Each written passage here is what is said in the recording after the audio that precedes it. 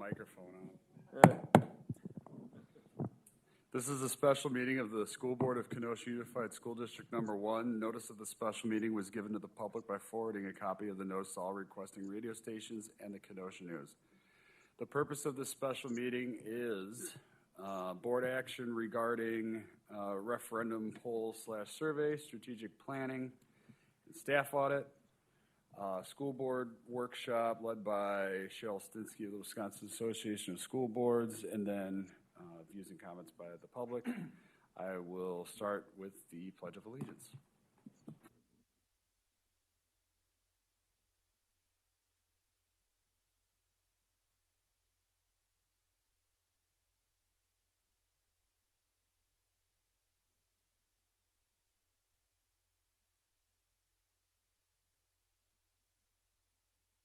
Roll call, Denise. Mrs. Motter? Here. Ms. Stevens? Mr. Tierney? Here. Ms. Cullen? Here. Dr. Price? Here. Ms. Landry? Here. Dr. Bryan? Here. I think there was an error in the agenda with views and comments at the end, so I think I'm going to just entertain a motion to suspend the rules so that we could have. It actually is at the top on the right one. Oh, you have the, okay, I'm sorry. Okay, I was looking Sorry, at I was looking at the non-updated version. I appreciate that. Thank you for correcting me. All right, so we're going to start with views and comments by the public. Welcome to all who signed up tonight. Jerk. The board values your input and interest in KUSD. We would like to remind you that school board meetings are not public meetings, but official business meetings held in public. I will call you to the podium in order from the sign-up sheet. I appreciate your understanding as I do my best to pronounce each name properly and offer my apologies in advance for any name I mispronounce. I assure you it's not intentional.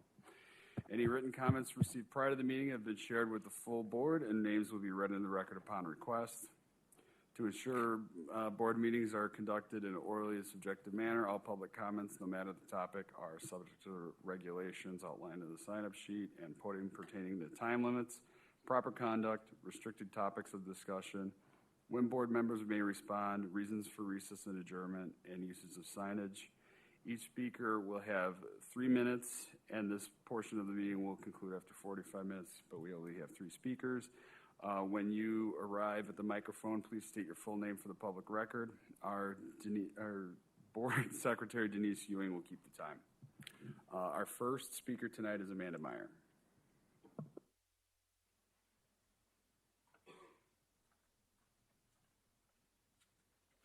Hi everyone, I'm Amanda, and I also handed out a sheet for you guys at the beginning so that you may look at that later. My intention with that was for you to have it to own it.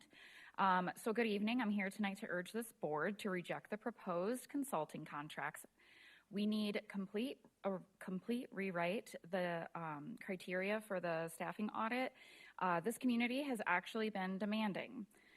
As taxpayers, we have not been asking for a superficial organizational survey or a taxpayer-funded referendum marketing strategy. We are demanding a rigid, completely unbiased evaluation of district overhead with strict vendor non-fraternization in the contract. To achieve this, the board must look at 3 distinct pathways because the current proposal fails our community. Option 1 is the administration's proposed approach. It relies on corporate educational consulting groups and polling companies. This is the path that is deeply flawed due to embedded conflicts of interest. Firms that bundle strategic planning, referendum polling, and staffing reviews have a financial incentive to protect district leadership to secure future contracts, obviously. They accept job titles at face value. It allows for underperforming, ineffective administration roles to survive simply by being retitled. What the actual fat in central office goes completely untrimmed. Option 2 is bringing in an independent CPA and advisory firm. This replaces educational insiders with nonpartisan, government-specialized forensic accountants, what I originally asked for 3 months ago. bound by strict auditing standards. They cross-check payroll directly against functional daily output. If a non-student facing position suffers from poor turnaround times, low performance, or operational redundancy, a CPA audit exposes it with hard financial metrics. Option 3 is hiring a dedicated operations and efficiency consultancy. These are industrial logistics, specializing mostly on like workload capacity and performance data. They isolate every single non-student facing position and explicitly advise the board on exactly where to trim the fat based off of those objectives and underperforming output. The public did not ask for a public relations campaign, nor did we ask for a pipeline to a referendum. We asked for a zero bias assessment to strip away administrative bloat and return resources back to our classrooms. It's time that you stop using our words to market your administrative fails. Thank you. Thanks, Amanda. Next is Eric Espinoza.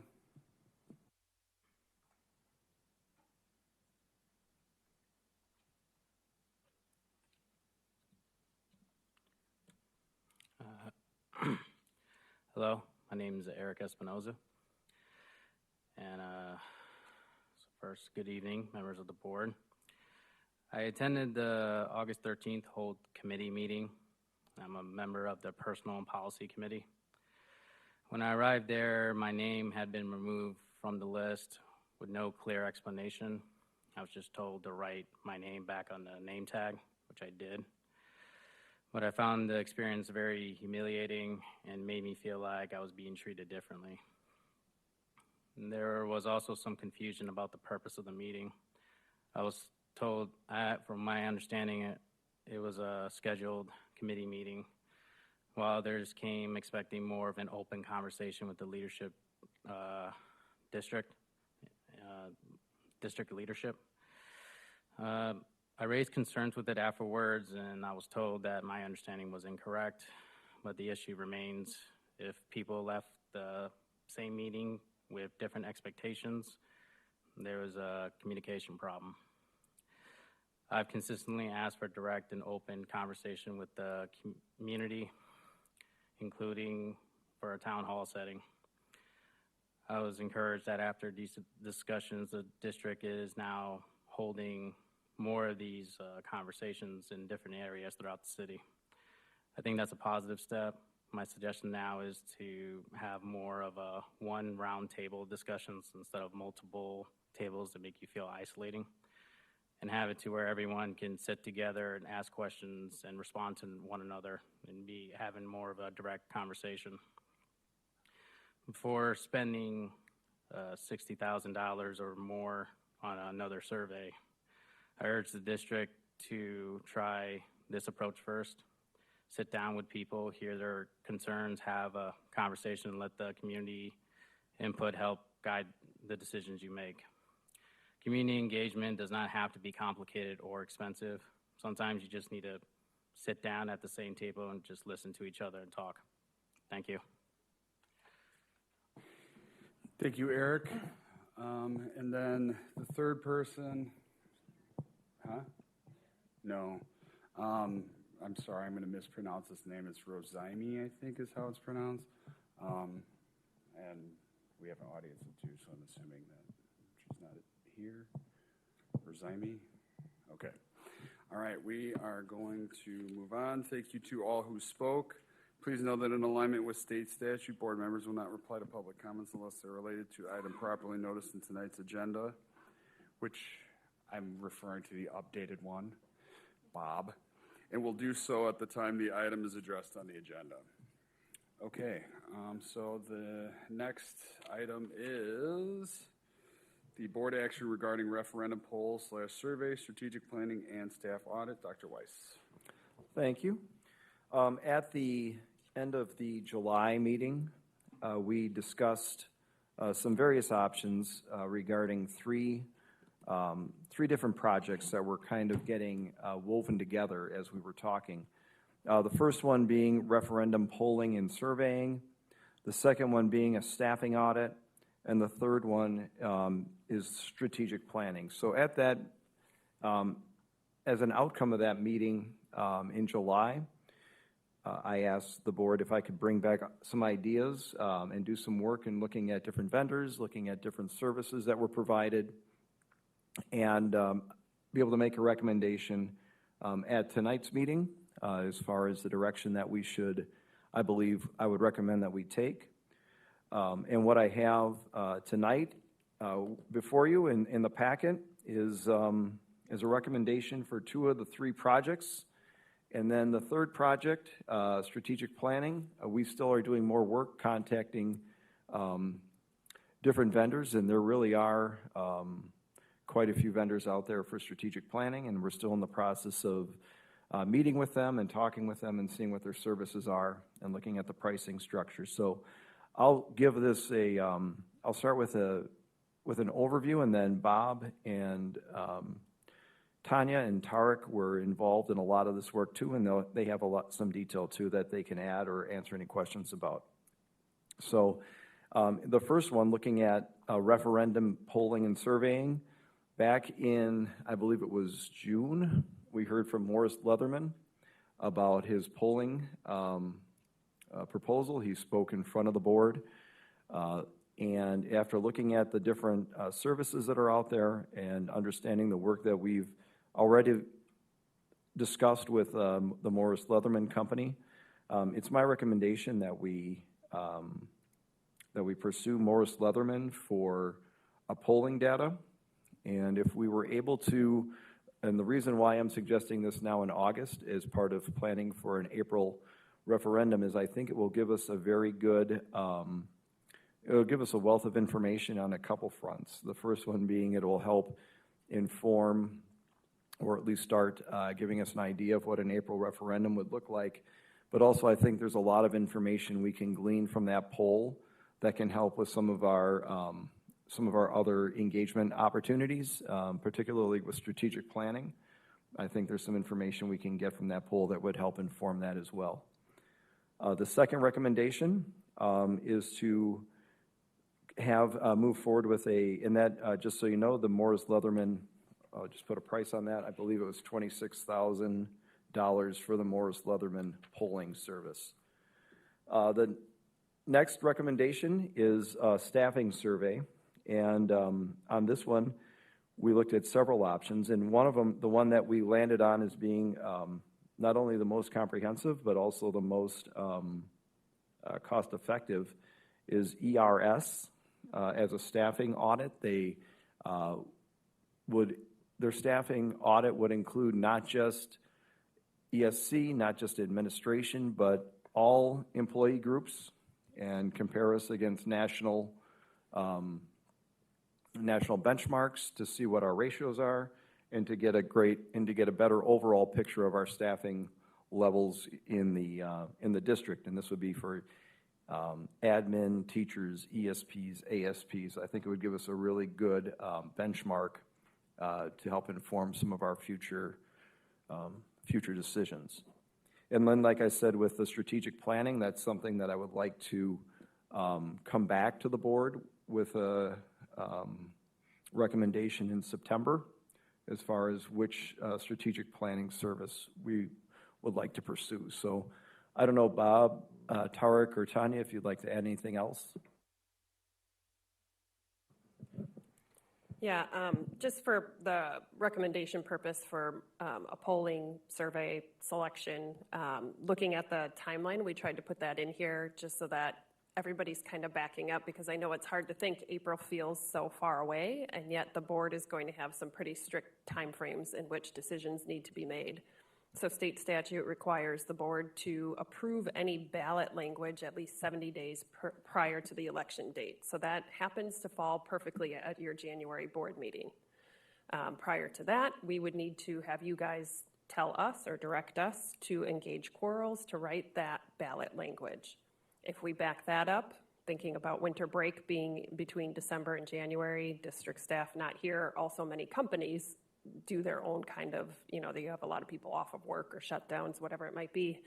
That's our December 8th board meeting. And our December and November board meeting dates are kind of funky because of the holidays with Thanksgiving and the winter break shutdown. So now we're backing that up to say, when do we actually put this poll out or put this survey out to our community so that it can be completed, they can digest the information, bring it back to you guys, but then also let you guys have some time to sit with it. Like, we don't expect them to come and have you make a decision that night. So that's, looking at that timeline, it would be roughly an end of September type of time frame, bringing the results to you at your then October board meeting. And then November, if there's further discussion, questions needed, we can go through all of that with the potential for you guys to take action to engage quarrels for ballot language approval in January. And it all really kind of feels like it's going to come way faster than we'd expect. Questions from the board? Sabrina? So you said you explored different options for different companies. Did you look at any independent CPA or advisory firms at all? I'll let Tarek address that. We have an audit that is occurring now that's required by law that follows GASB's standards and is done annually as part of our Yeah. just natural process. Do you want to talk about that audit? Yeah, that audit is something different than this. That is an annually required audit that's basically verifying the financial statements represent I know that accurately. there's So that that's audit. debits and credits, and that's accounting standards, that's all that. I think what's being referred to as that other thing is kind of vague, but an independent, that's a vague statement, independent CPA firm, and that's a million things. Like, does any of these companies have on staff somebody that has those qualifications? I don't know. You'd have to see what they have on their staff, but that's a pretty vague statement. I think that the ERS recommendation, trying to get my acronyms correct, the ERS recommendation, what impressed me in this reviewing is they look not necessarily just at staffing numbers, but what systems similar to us and similar to our size across the country do that make students successful. So you also get, like, if students are successful in Dallas or Missouri or Washington, D.C., that's the look that they go. So what number of teachers do you need, principals, support staff, administration, that way. That was the only one that we were able to connect with that I felt was really clear about that. It's not just about a right number or like a dollar amount. They do that, but it's also about what makes kids successful. I don't know specifically about a CPA firm for a district this size. Excuse me.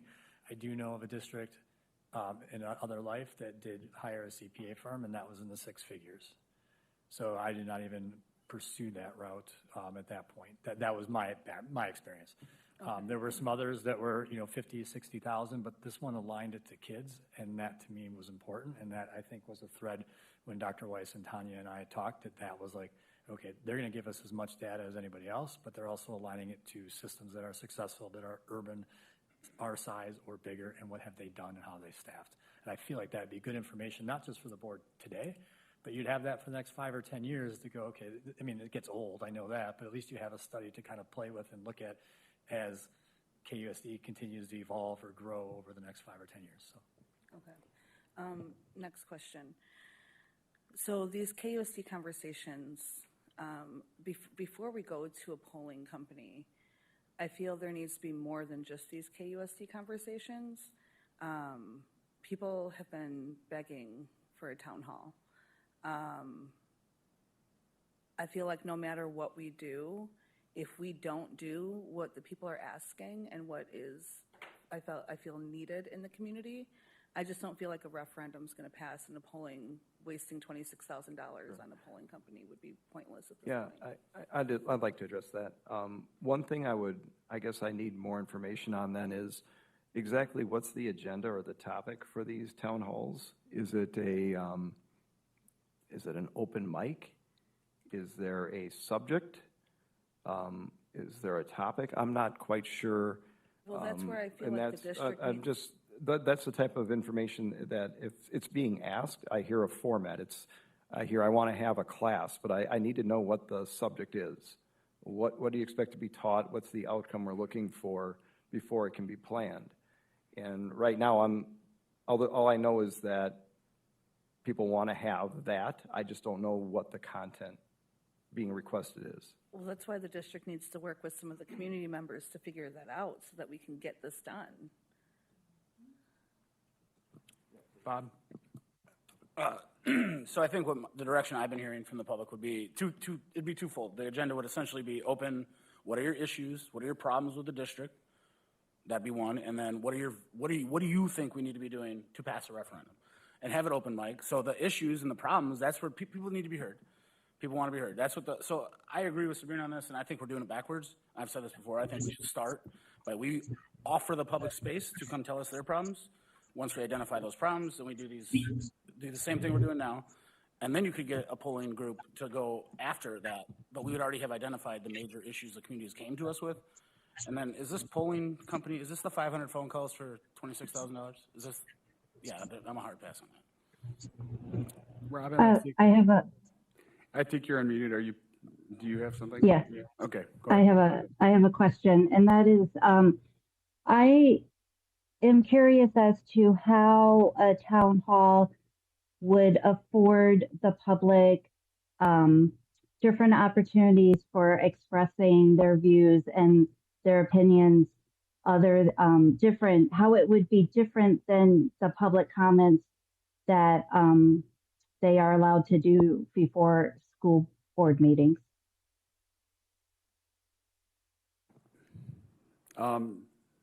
Is that it, Robin? Yes, Okay. I didn't know if Bob and Sabrina maybe could tell me how they view them to be different than public comments. And thank you for the question. I'm wondering if we can keep the conversation to the action on the referendum poll and the staff audit piece, because that's how the item was noticed. I do appreciate the conversation about the town hall, and we will definitely have a conversation about the town hall because I know the community wants it. But I don't want to run afoul of the open meetings law and, the way that this agenda was noticed. So with respect to the item on the agenda, Todd, you had a question? I did. So specifically about the differences, if we could go over again, the differences between a poll and a survey, how many people, I think it's really important for the community at large that as many people get a say in what that looks like. And I know there, from educational research, there's difference between like a targeted, stratified sample versus a more open-ended one. So I think just for the public, I think it'd be worthwhile to explain what that would look like, because there's always questions about polls accuracy and surveys. But if we do a good job on that, I think it would give a lot of voices, not just particular voices, but everybody's voice. That's all. So the only other group to offer any kind of surveying for us was Hanover. The other two organizations said that they don't have any kind of surveying or polling under their offerings of services. So the difference between the poll truly and the survey, I would liken the survey that Hanover would offer to be similar to what Donovan Group did for us last time. So it's going to be an online survey. We did have paper copies. We had maybe 5 turned in community-wide. We had sent out a postcard to our entire community. We did have a pretty good turnout, but if we're being realistic, most of it was our staff or families and not the general population. So there wasn't a lot of community voice within there, although they did weight things in order to try to get to equalize what the response rate would have been, regardless if you were connected to KUSD or not. The polling is done on the national standard. This is a company, they don't just do things for school districts. They do this for all kinds of national things, and it's based on and I'm totally blanking on the term for the national polling standards. But a national poll requires 1,000 responses. How many people live in the United States? It's far more than 1,000. It's all based in science. They do the legwork to make sure that they're connecting with people across Kenosha to make sure that they're getting all of the different voices in there. So it's representative in the end. And again, just having 4,000 survey responses that then become weighted doesn't necessarily mean that we're getting more input, because the weighting goes within it anyway. So whether you do the polling and truly get some more community response from people who are maybe a retiree and never had children and they are a taxpayer, their voice is just as important, and this poll would include that in there.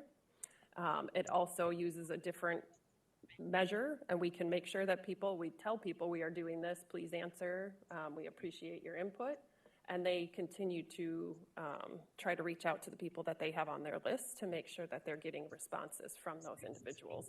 Whereas us just pushing out a link and hoping for the best is a little bit of a different strategy. This would be totally different, and it has been used by peers throughout the state with successful referendums, I do want to say, Racine Unified, Green Bay.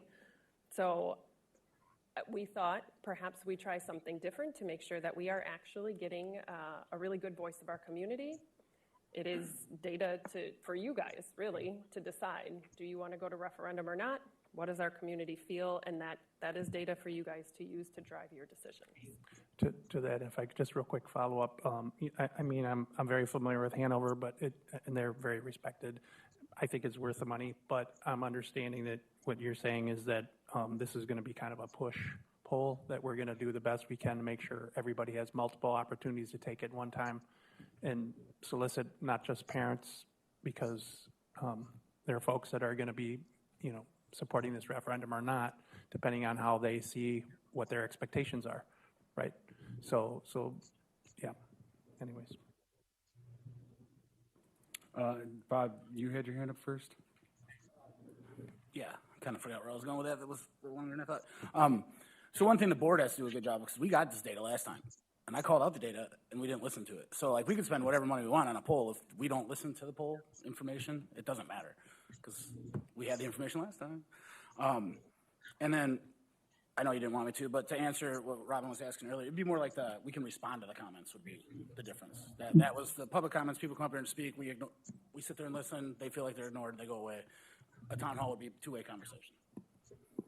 Mary? Okay, that's kind of, you can rule, this might be out of order, but yeah, I wanted to respond to what Robin said and that.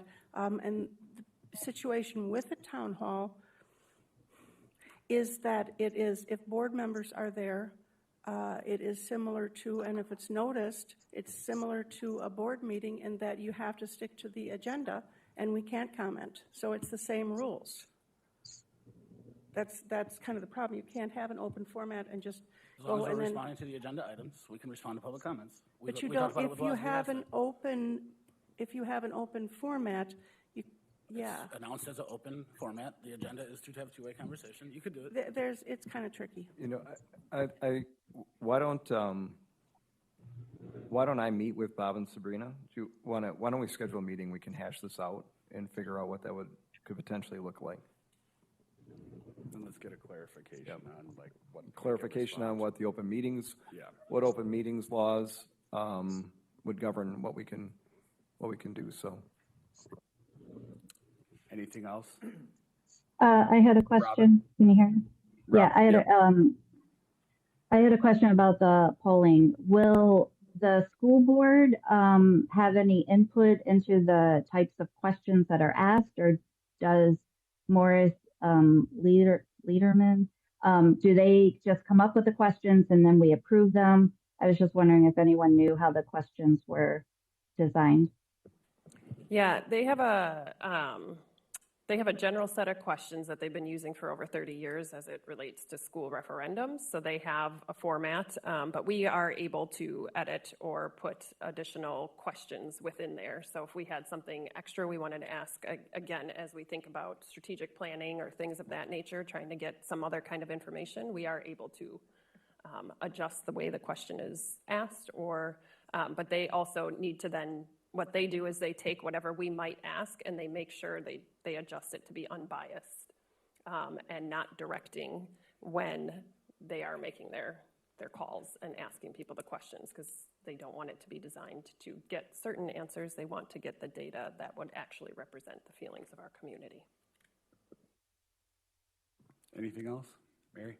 Okay, this is for the other Bob. Yeah. Okay. So we're looking at the companies that we're looking at for the staffing and different things, and ERS staff audit proposal, why would you recommend that we choose a audit firm that is familiar with educational practices where instead of like something, a place that would be working with, say, Snap-on or Johnson or whatever? What is the benefit of? The research they have that can align us to systems that are similar to us, not just locally, but nationally, that have been successful. So I look at it like a success criteria. So if Kenosha Unified wants to continue to grow and put ourselves in the best position possible to be successful for kids, for teachers, principals, and you work your way back, to me, they seem to have the best approach to that. Also, very conscious of cost. There's another group that was in the 20s and 50s, and as I mentioned earlier, my one experience with a firm was 6 figures, and you're looking at it, that was for a district of under like 1,200 kids. That's my experience. Could we research that and find out? That number just, not irks me, but like I'm trying to be cautious. And for me, again, I'm going to go back to that's the only one that when I talked to, or we did, that the goal is to set up systems to be successful for kids. And I have not heard a group that looks at your data that way and does that. And while I thought Hanover gave us really good information, in my opinion, I think Tarek or I could go on DPI's page and get much of that same information. And I thought having some norms that were for districts that I don't have access to data and states and things, and then again, each state's different, each community is different, but I felt like that alignment made the most sense. Bob? Do you think it's actually possible to like nationally compare a district to a district, like even just in Wisconsin? If you try to compare us to Racine, you really can't. Our funding formula is the same, but our per student funding is different, which we can't control. But the cost of electricity is very simple. You get what I'm saying? Like, how are you going to take what works in Texas with their funding formula, their cost of living, their demographics? I don't even see how nationally that would even be possible, to be honest with you. Like, what they're, because our biggest struggles we always talk about is money. So, like, if you found a group that looked at just Wisconsin, maybe you could come up with something, but nationally, that's impossible. Like, because in Tennessee, they spend way less than we do, but they learn way more, but they have way less issues, they have way less rules. It's just, you can't compare state to state, I don't think, in my opinion. I agree.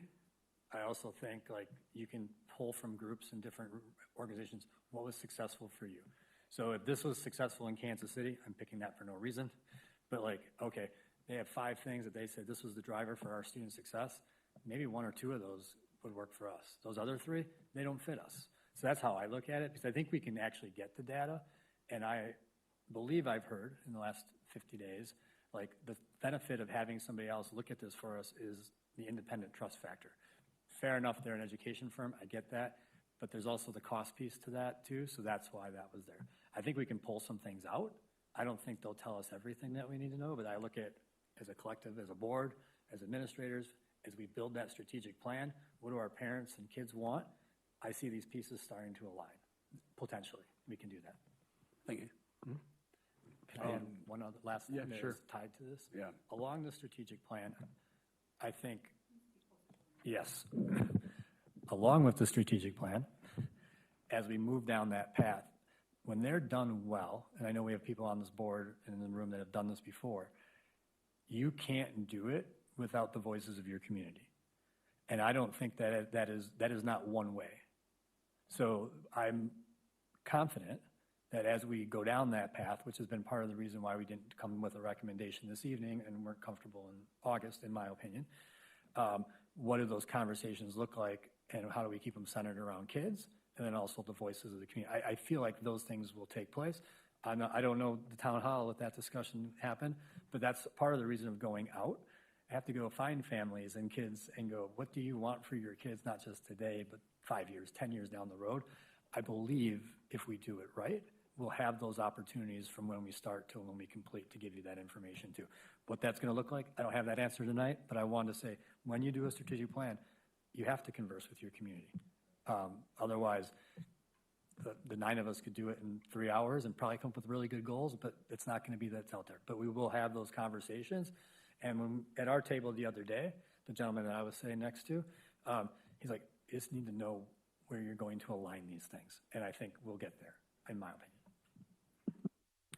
I just want to make a suggestion. I think anytime you're looking at a contract or an RFP or a bid, anything like that where you're looking to solicit services, it kind of speaks to the independent CPA firm. You can't just walk in and say, hey, somebody do an audit. Define your audit.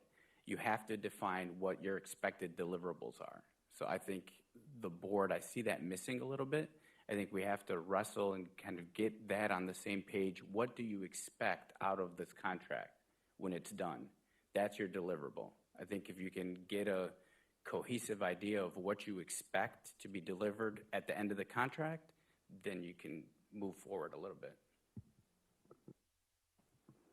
And that's something that will, if we were to vote on the recommendation tonight, that we will engage the company with and define those parameters? Is that what you're suggesting? Typically, you define those parameters first before you engage. So then the firm may or may not accept it, depending on the expertise in their area. That's another thing. So when you put something out there, firms will evaluate it and say, yes, we have expertise in this area and we can provide that service. But without having that predefined list of this is what we expect to get for our money that we pay you, we're kind of missing a piece, I think. To that point, I guess I'll just move the gavel over.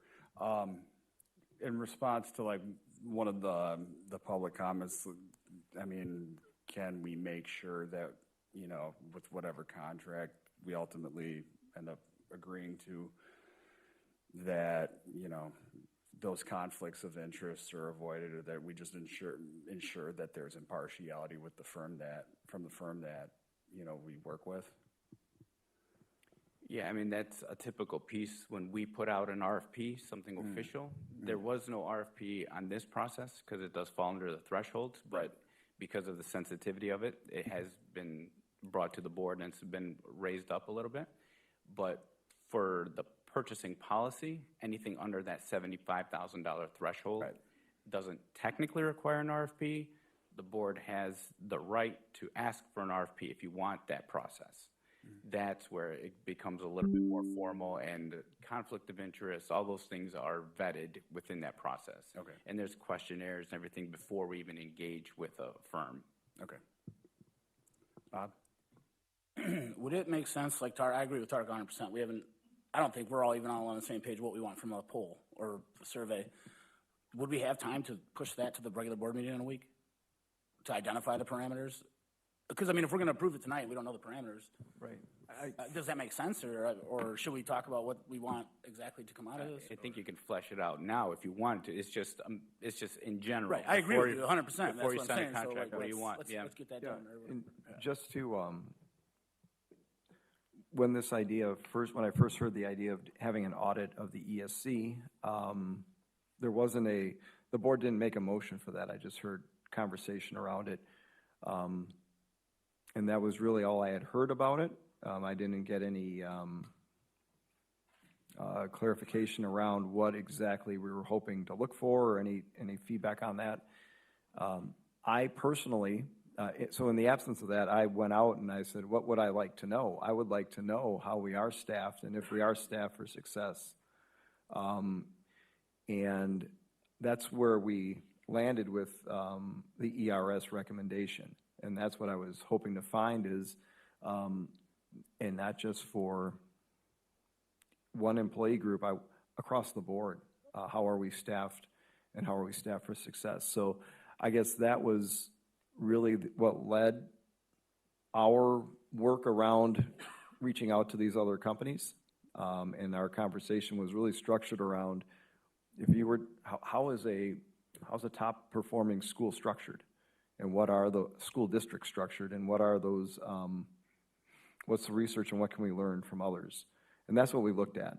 So if there are other factors to be included in that, we haven't moved forward with any, contract. That could be added. So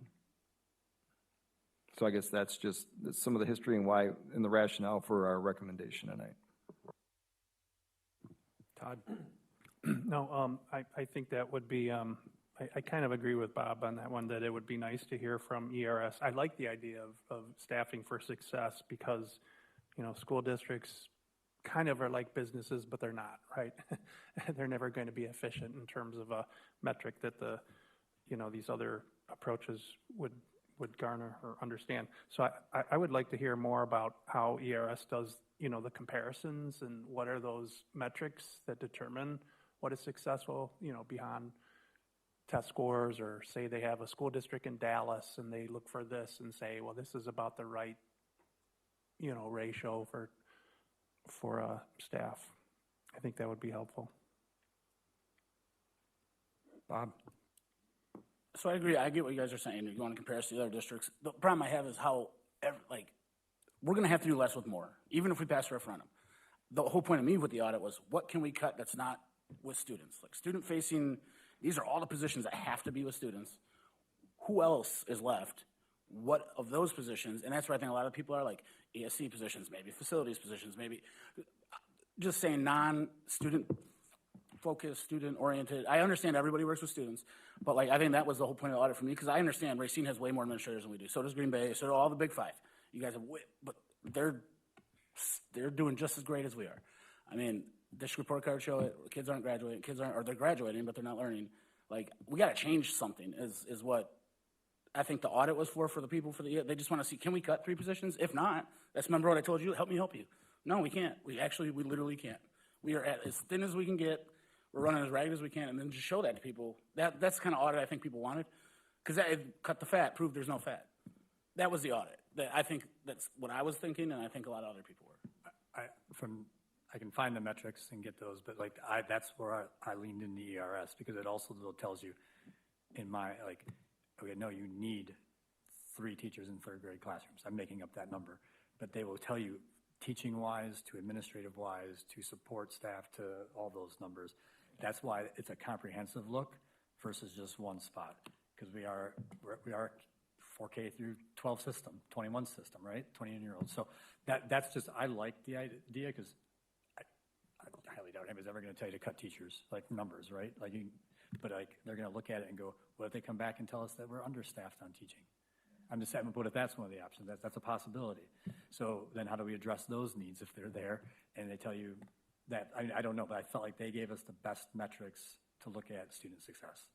That's why I liked the teacher. I liked the layered piece, because it wasn't, we're not going to get those numbers that are going to tell us the opposite of that. And perhaps we invite them to come next Tuesday, present to you an example of the results. They're not going to obviously give us the keys to the castle and tell us exactly how they get everything, but they shared some of that with us. Rather than us trying to sell you on their product or tell you about their product, we could see if somebody could come and do that presentation for you, and then you'll see the metrics, because it really does get down to the teacher to student, the support for the teachers, the support staff to support the teachers, and it builds this giant picture for your whole organization. But that's their product that they know best about.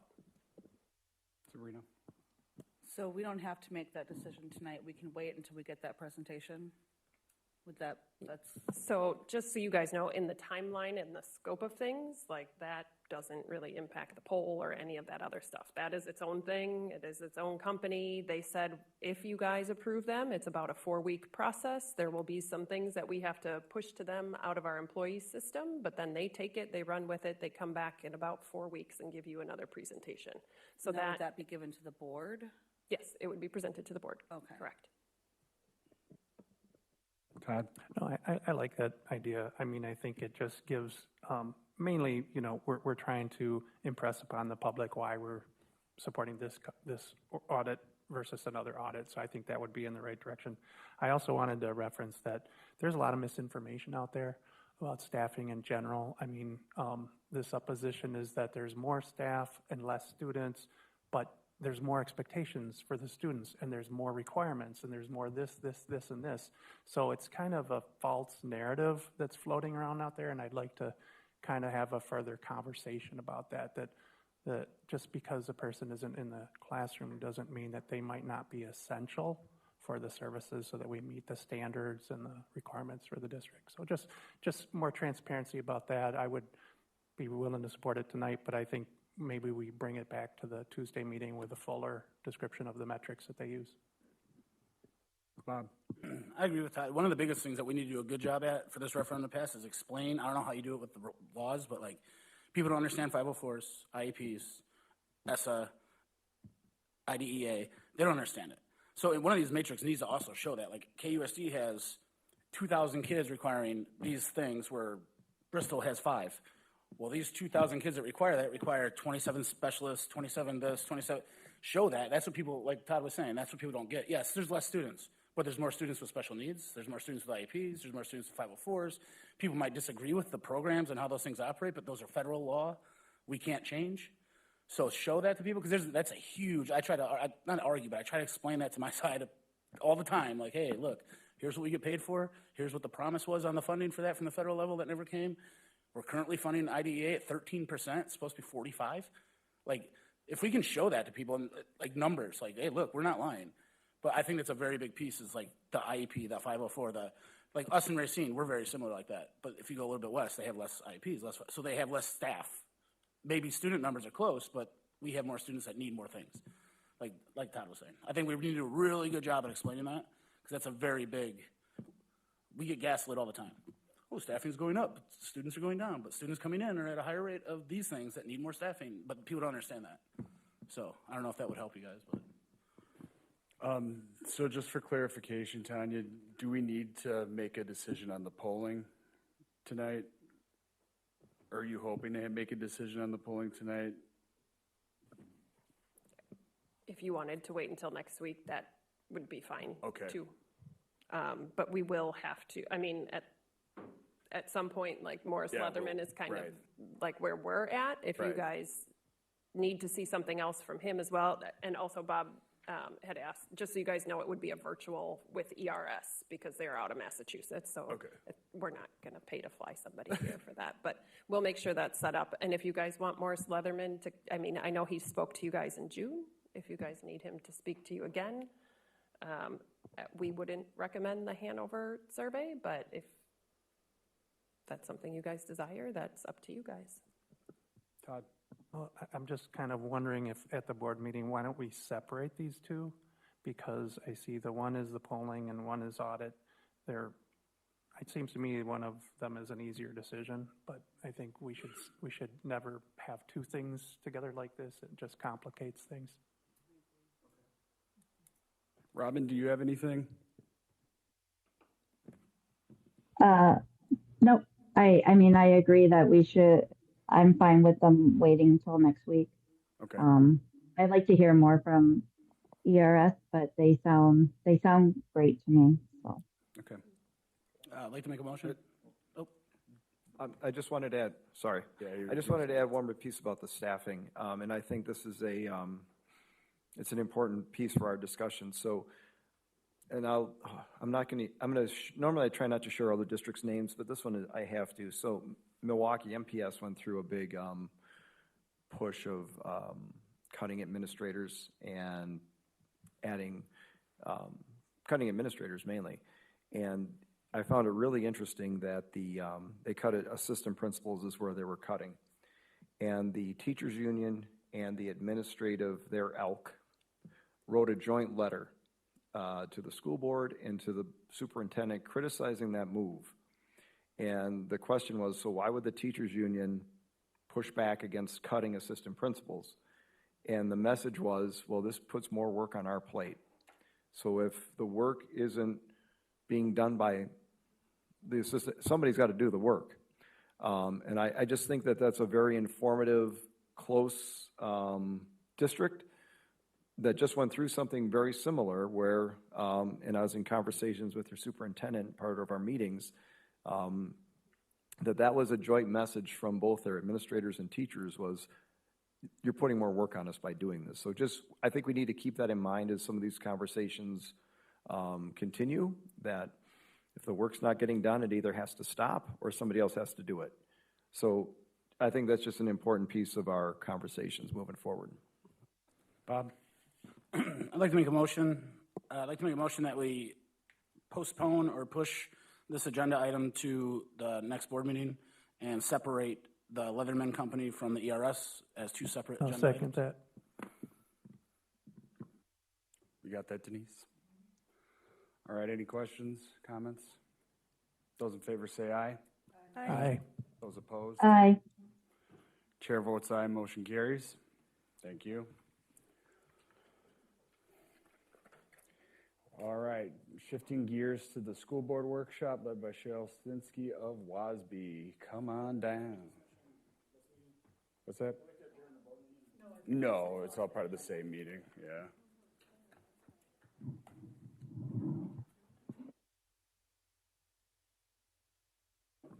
At the request of a board member, we're just going to take a 5-minute break.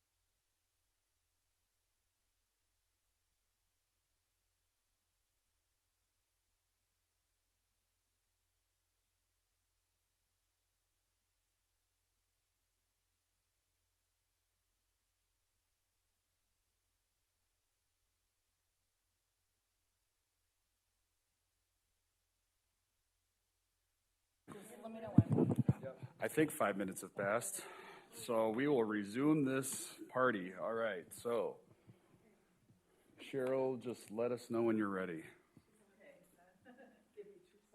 Okay. 1, 2, just kidding.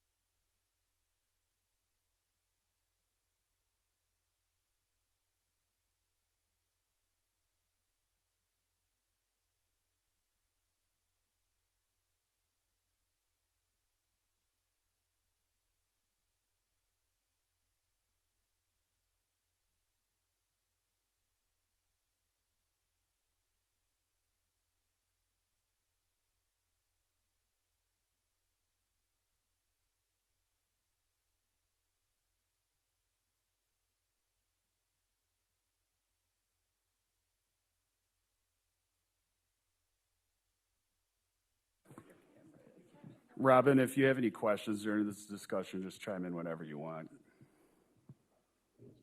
Okay, thank you. Yep. Take it away, Cheryl. Oh, that helps, doesn't it? Okay. All right. Thank you very much for inviting me to be back here tonight, and I'm excited to go through what I put together for you. I want to share with you, I have 3 things planned for tonight. As always, we don't always get through all those things, but I would like us to get through as much as we can. But what I want to do before we start with any of it is have you look at these 3 things. I have them ordered a certain way because of some of our past work and what I was understanding what you want to do with these. However, you might want to look at them and see if the order makes the most sense for you. So the first thing I was going to do is what I just stuck on the walls, would take about 15 minutes to do a communication activity. I've used this lots of times with boards, and I find that it really helps them think about how they interact with each other, as well as how you interact with others, not just each other, but people who come to your meetings, or if you're talking about doing some of the things you were talking about tonight, it may help you understand a little bit more about how people communicate differently, and yet we try and do our best. Then the next part is, first of all, to look at board norms. We had a little conversation about that last time I was here. I don't expect that that's going to take a real long time because you already have board norms, and so it will be a matter of reviewing those, as well as taking a look at at your policy, as well as at some samples that I brought along, and thinking about, do you want to change anything on your norms? Are you happy with the way they are? And offer an opportunity, especially for board members that haven't really looked at them or been around them much, to ask any questions that they may have about them, so that everybody's on the same page. That was the first thing I had on the agenda. Then the next thing was to look at that thing we spent a little time on last time too, but the levels of engagement. And I had shared with you something that the Greendale School District had put together, that was going to be kind of our main look at what we were going to talk about tonight, but also with not looking, does this fit us, but looking at it and saying, what ideas can we get from this to use for ourselves? And then the third thing was to look at a board job description. And as far as I'm aware, not a lot of boards have a specific job description, but I think it's very helpful. And part of that reason is because when new people come on board, you do onboarding, you do those kinds of things, but having a job description is like any other job. It helps you understand and helps you ask questions about, what does this really mean? What are the expectations? That kind of thing. And not just for new people. Sometimes people who've been working anywhere for a long time think they know exactly what their job is, but it may not really be what their job is. It may be just what they've been doing for the last 2 years. May not really be what the expectations are. So that was that piece. So any thoughts about where you want to start? You want to use the order that I put it in? Would you rather do one of the other things first? Are we fine with starting off the communication activity? That's fine. Okay. Okay. Yeah, we'll do that. And then next, what do we want to do? Do you want to go down that same route I had, or do you want to mix these up at all? I'm fine with the order. Melissa? I'm fine with the order. Looks good. Okay, all right. Then, and as we go through this, if we're going through something, you say, you know what, this is something I think we can push off for a different time or our own conversation, we can move these around at any point in time. I just was suggested that maybe we look at them from the beginning. Okay, so, the next thing then is that activity, and I want to just explain it to you a little bit, and then you're going to get up and move and go to, there are 4 different signs on the wall.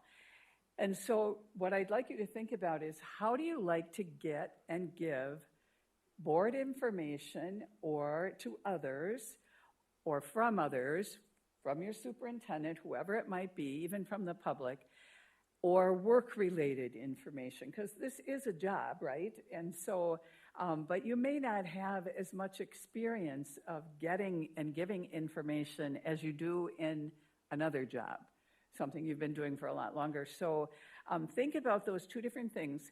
Do you like to get it combined with being friendly? So in other words, if somebody's going to ask you to do something, do you like them to say, hey, how are you, before they say, I want you to do this? That it's important to you to have those social conversations. And I don't mean just, hey, how about them Packers necessarily, but conversations, how's your family? What's important to you? And maybe even some fooling around a little bit with the heavy-duty lifting stuff that you have to do as the work of the board. Or do you like to give me the facts and figures. Give me the important details about this so that I have the information I need to make a decision, to look further into something. But that's where I want to start. I don't need you to say, hey, how are you? And I don't want to talk about the Packers. I want to talk about this, and I want the important information. Or do you want someone to give you the information, but do it in a very concise, direct way? So don't give me 15 pages to read. Give me 1 page with bullet. That's what the green people would probably be more interested in. Be direct, be to the point, and be respectful about it. So it's a way to kind of cut corners, if you will. So let's not talk about all the other stuff that may be around this. Give me the most important stuff. And or the last one is, do you find it's important for people to share full information? And what I mean by that is, not only do they want to know what's going on, they want to know how you feel about it, or they want to know how people feel about it. And I can use your example of what you were saying with this referendum business. Do you want to just give information and get information, or do you want to know how people feel about it? And not whether they like it or not, whether they're interested in supporting it or not, those kinds of things, rather than just the facts and figures. So that with that style, it's so that they can understand better about what it is that you want and what they need to do about it. So look at those again, think about them for a half a minute, and then go find that color on the wall. And each of you are going to do that. You'll end up in maybe a group. You might be a group all by yourself. And when you're there, I'm going to ask you to start talking about why you put yourselves there. Why is it important that things work this way when you're exchanging information or you're looking to make decisions and you need information? So any questions? What might we suggest for our virtual person in this activity? Oh, well. Oh, she left. Okay. Well, thank you for asking that, because she Well, could she have left early. participated. Okay. All right. Okay. Well, and hopefully she'll think about it. Sabrina wanted to know, what if it's like more than one depending on the situation? And that's a really good question, because for most people, it is more than one. So you want to pick the one that resonates the most with you. I mean, some people could actually go in all four and say, well, this one works, this one works. You have to pick one just for the purpose of tonight. But when other groups are talking about where they are, you can chime in if you want to. Okay? Does that make sense? So it can be hard to pick, but I'm going to make you pick, or we'll be here all night.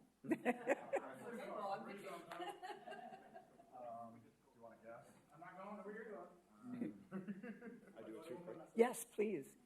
In fact, you could do it too if you want. I'll bring my microphone. You're an important part of this. Okay. You're in the blue all by yourself? I just want to be myself. Well, that's normal. That is very usual. I'm blue or green, but Okay. Yeah, and that's. I should be standing in the middle. I like red. I like red. It's real hard sometimes to pick one like this. When you do the actual profile, then you get a little better understanding, because you'll find that most people have a higher number in one or two. They'll have a dual style. Everybody just about has a backup style. And then there are those rare people that. Oh, sorry. There are those rare people who fit in all four categories almost equally. And what we find is they are the most confusing people in the world, because you never know where they're coming from.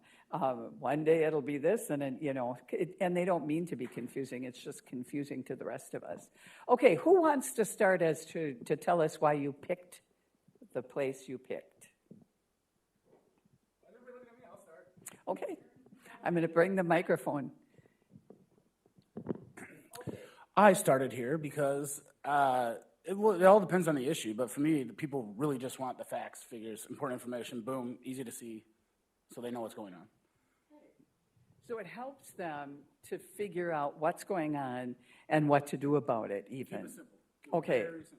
All right. So simple, like bullet points and those kinds of things. Okay. Yep. And that's how you'd like to get that information. Don't send me 6 paragraphs. Yeah. Okay. All right. Keep it simple. Okay. Great. Okay. Do you want to just go next? Okay. I feel like green is also kind of part of blue, because if you are telling it like it is and you're concise and direct and to the point, you're still giving those facts and figures within that message. And truth be told, that green and blue are much more outcome focused, okay, what the end result, and these two are much more people focused or process focused, typically. So you're right, they do connect in some ways, although I have a strong green in me and no blue, hardly at all. Because facts and figures and that kind of stuff, don't ask me to analyze anything. Because it's not my forte. It's not something that I do very well. But I can make really good decisions when somebody does it for me. So I value that. But you're right. So they are connected. But so for you especially, you're saying both of those go well for me. Yeah. Okay, great. I brought mine. Yeah, no, we're good. I was prepared. I went with yellow for like the reasons you mentioned. Like I'm very much, I guess, relational, human-centric kind of person, and process does matter a lot to me, especially in how I do my work as board president. But, also understanding that, there is a human angle behind every decision we make, and, all the information that's presented that, we have to make and come to understandings, shared understandings together. and what that information means is super important. Coincidentally, you know, with the other person on, that I share the color with, you know, it is those, how about those Packers? Not so much on the baseball stuff, because we don't agree on that, but, you know, those relational aspects are important to me, so. And when you talk about being important, you're comfortable with that, right? And so, and I don't mean to pick you out, but oftentimes people in that group, especially if they have high numbers in that group, they're not real comfortable with that. It's not that they don't like people. It's just like that kind of banter just doesn't work. I'm not saying that's you. Well, and you probably have a dual style in perhaps that. Yeah, you should see us after the board meetings, but. Yeah. Yeah, a lot of the same reasons. I'd just add that the relational is a big part of just how I was raised in growing up. I always found, too, that if you have a strong working relationship, things tend to be better at work. So that's kind of my, just who I am. And please know that doesn't mean this group, or that group doesn't value relationships by any means. It's how we work them or how we deal with them that is different. And so I'm in both that group and that group. And so I can do all that kind of stuff with people, but it's not my forte. It's not, you know, I would spend some time with a friend working at the food pantry the other day. She is definitely in that place, and she is going around talking to all the workers and the people and all of that, and I'm just doing my job because there's a job to do, and so that's what I would do. That's what the green would do. I got a job too, I'm going to do the job and get it done. Both are important, so I think that's the other part we have to keep our eyes on. Okay.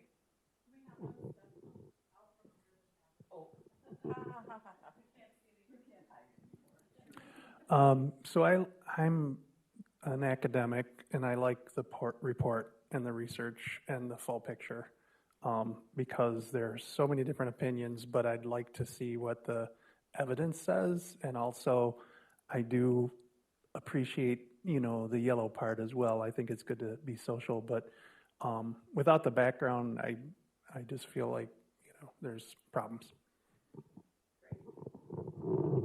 The facts and the figures and the important details and concise, direct, and to the point are fine, but sometimes if you don't have the full information, you don't have all the information, and you're missing important details. So you have to kind of do this according to what the needs are, right? And I think that's very true. The idea of doing an exercise like this isn't to put people into boxes by any means, but it is helpful to know what works best for people right off out of the gate. And I'll give you an example of a group I worked with. This was a mental health group. And two of the men in the group, when we started our work that day, said, "Oh, we know what we are. We're aggressive. That's who we are. And that works really well for us." And I said, "Well, we don't have that category, but it is in excess of one of the categories. It's in excess of the green category, meaning that is too much of a good thing."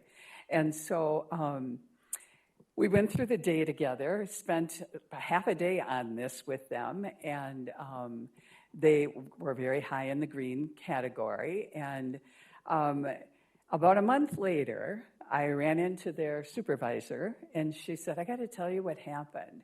So-and-so, one of the high green guys, came into my office about a week after we had the workshop and walked in the door and said, 'Yes and yes.' And he turned around and started to walk out. And she said, by the time he got out the second yes, my stomach was in knots because she was a very high yellow, very much a people person. And she said, all of a sudden he turned around and he said, 'Good morning, Mary. How are you today?' She said, I just kind of looked at him like something happened to him. And he said, 'I just remembered what your style is, And it's very different than mine, and I just wanted to honor that yours is different, but it's absolutely fine.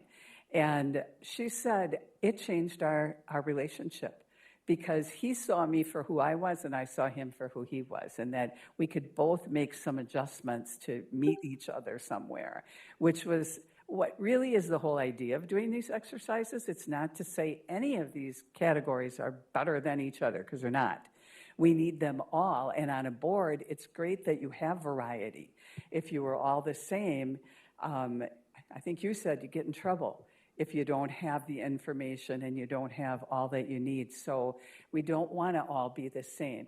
But the important part is that you understand that we all do have different needs, and that if someone is you're talking about the Packers and somebody's getting a little anxious, it's probably because they're in one of the other styles and they need to move on because they got other things to do, or they just look at, like I do when I'm working at the food pantry, I got a job to do.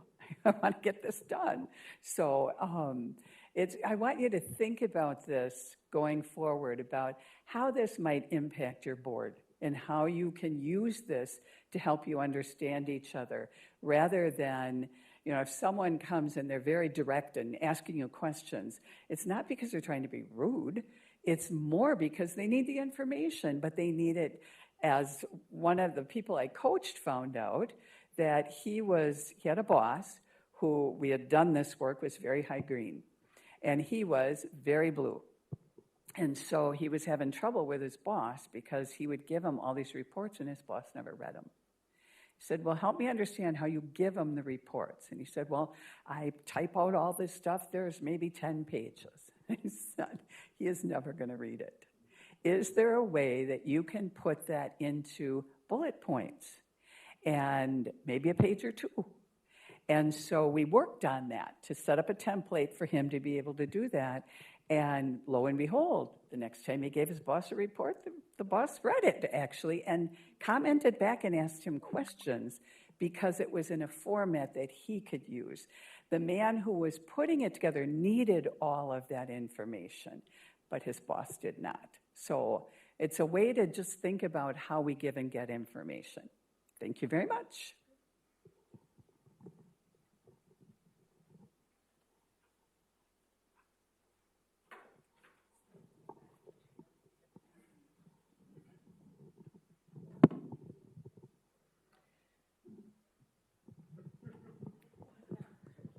I was going to start out sharing something I heard on the radio, so I'm going to share it now on the way down here.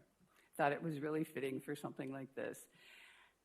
The person was talking about how if you start your day saying this is going to be an awful day and nothing's going to work out right and I wish I could stay in bed, that's probably what you're going to get, right?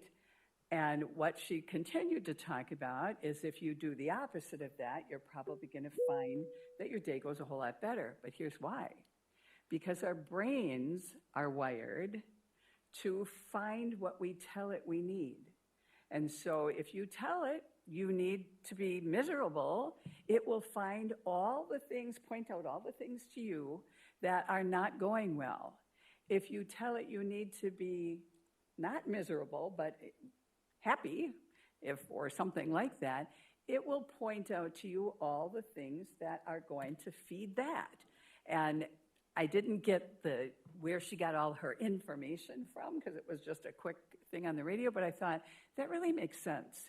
And so I invite you to think about that for tonight. Some of you might be thinking about, I could be home sitting outside with a beer in this nice weather, and I'd rather do this, so I'm going to ask you to put those good thoughts in your head, and then all of this will come together really well. So, okay.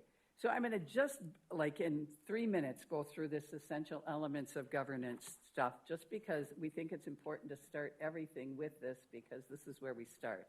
So just a reminder of what your governance is: a process. And it really helps you set the direction of the organization or things that your organization is doing, which you were talking about before I came, when I was sitting there listening, about what you're going to do with a referendum or whatever else, and maybe having to cut things. But that's what you're all about, is going through that process so you can help to You can get information, give information, and make some good decisions. So all of these things are involved in the essential elements of governance that I know we went through a couple of times already. I just want to tell you that tonight we're going to focus on quality leadership. All of the things that we're going to talk about is really sticking in that area. And these are the things that are in quality leadership, which we've talked about somewhat before: board roles, responsibilities, superintendent roles and responsibilities, the team, operations. We talked about some of that in more detail last time. Governance culture is where norms fit into, as well as governing with ethics. The only one I'm not planning to touch on is advocacy, because that isn't something that fits in what the plan was for tonight. So, and these are the three things that we're going to focus on: board norms, the levels of engagement, and the job description. So, board norms. This is how they're defined. They're agreed upon. That's why you set these norms. They're agreed upon standards of acceptable behavior by a group. This is how we say we're going to conduct business. This is how we say we're going to go about what we do. They oftentimes will describe how you're going to treat each other. Sometimes norms say that we're going to treat each other with respect. Some groups will actually dig down into that a little more. What does that mean? Because honestly, I've worked with groups where I've said, okay, let's define that. We'll go around and ask everybody, what does respect mean? And I might get 8 different answers from 8 people, because we all might look at it a little bit different. So it's important tonight, if you're using terms like that, that we actually make sure everybody's on the same page with kind of what they mean anyway. Tell us how you're going to act at a meeting. I worked with a board very early on in my career with WASB where they had board norms and they didn't even know it. I found them when I was digging around on their website, and nobody knew they had them. And part of their problem was because they didn't know they had them, because the board norms, if they had been following them, would have taken care of a lot of the issues that they had. And so thinking about that, they can help you figure out and avoid even some of the issues that may come up. Helps you hold each other accountable in a good way. So it's not like you're pointing fingers or you're calling people out. It's more just saying, hey, this is what we all agreed upon. And if we find a way, like some boards will read at least 1 or 2 of them before a board meeting. Some actually go through the whole list, depending on what it is, if it's bulleted or not. And as a reminder, not as a threat or not as a way to make people feel bad. It's just a reminder for us. They help us think about what are productive behaviors. And, you know, when you think about it, we do that with kids in school all the time, right? We tell them what their behaviors ought to be, what productive behaviors ought to be. I remember when I subbed in the middle school, first thing I did, walked into a classroom and said, I have 1 ground rule for you, and this is my ground rule. And now I'd like to know what your ground rules are, for me or for your whole class. And we'd spend 5 minutes maybe talking about that. And it made it all so much better than if I just walked in and said, you know, this is how you're going to act today. Because I don't think sometimes they didn't even when they agreed to do it. And then it's a way to regulate behavior without having to shame someone, right? Because this is what we agreed to do. And when you know that, you may not follow it at a board meeting. And I can tell you, I have seen boards where they actually keep their norms in front of them, where somebody violated a norm, and stopped themselves and said, that's not how we're supposed to do things here, and I apologize, and started over and did it a different way. So it's a way to put your best foot forward. And so after you get all this done, then, and we're going to talk about that tonight, how are you going to hold each other accountable? What's a norms keeper? Do you have norms police? I hope not, but we'll talk about that. Yeah. Okay, yeah. So what we started doing in leadership, so we have these meetings once a week, and it's leadership team, and they're long meetings, about 3 or 4 hours. So what we started to do, just for a fun thing, is if somebody goes off topic, we have stuffed animals. And we've got a squirrel, so if you go off topic, somebody throws the squirrel at you. Or if you go down a rabbit hole, we've got a rabbit. So come back. We've got a Flava Flav if you go over your time. Flava Flav with the clock on. So that gets passed to somebody. And the new animal that we're going to get at some point is going to be a dead horse. Because leave the dead horse alone. But it kind of makes it, and then at the beginning of the meeting, I'll begin by handing out who's going to be the squirrel keeper, who's going to be the Flava Flav, who's going to be the bunny, and go down the rabbit hole. And then, it's kind of, people start laughing and joking, and it's just a good way to keep people on topic without shaming them. And it's kind of a fun. I'm not playing with stuffed animals at meetings. You guys want to stay off the eye? Do not just. Well, and can you see where, with what we just did, where some of that comes from? Someone who's into relationships wants to make things fun, because that all leads to harmony. Right. And that color, that style, is really, that's one of their main things, is to bring people into harmony. Because, as you said, when we're working together, we get a lot more done than when we're fighting, right? And so that's a good way to do it. There might be people who say, oh my God, here we go again. There are some. Yeah, exactly. And those are the people who get the animals the most often. Yeah, that's right. There you go. There you go. So if you look at this next slide, it talks about that there are good things that good board members, and when I say good board members, I almost took that word off of there because it makes it sound like we got bad board members. It's not that we have good and bad board members. It's more that our board members have good and bad behaviors, actions, that kind of thing, just like the rest of us. I mean, if you asked my husband how well I do some of these things that I tell you to do, he would laugh because I'm not always real good at it. In fact, I could give you an example from today, but I won't. He probably would, but I won't. And so just realizing that excellence begins in the boardroom. How you conduct business here, especially since anybody can watch it, matters. It makes a difference to people. And especially when you're thinking about a referendum or a polling or those kinds of things, if people see that you don't work well together or that you don't trust each other, how are they going to trust you? It's just the way life is, And so recognizing that sometimes that's not always easy. Just like it isn't in a marriage or any of your kids or whatever, it's not always easy to be on your best behavior. But if we have things in place that help us do that better, then we have much more of a chance of doing better, right? Conducting our business better and getting better results. Don't jump to conclusions. And sometimes that's hard to do, right? I think I know exactly what Denise is thinking, because when we've had this discussion before, Denise said this or Denise did that. That's jumping to conclusions. In this situation, she may think very differently about something. And so not pinholing people or putting them in a box. Listen twice as much as you speak. Utilize the chain of command. And we're going to talk about that a little bit more. Don't surprise people. And this says don't surprise staff at board meetings. And we know what that's all about. They're going to come with something and you're going to ask them questions. They don't have any clue that you were going to ask them. And so they don't have the information prepared. But that also works for board members. So if there's a way to help people like what you did tonight, you got all this information and then decided, okay, we're not ready to make a decision.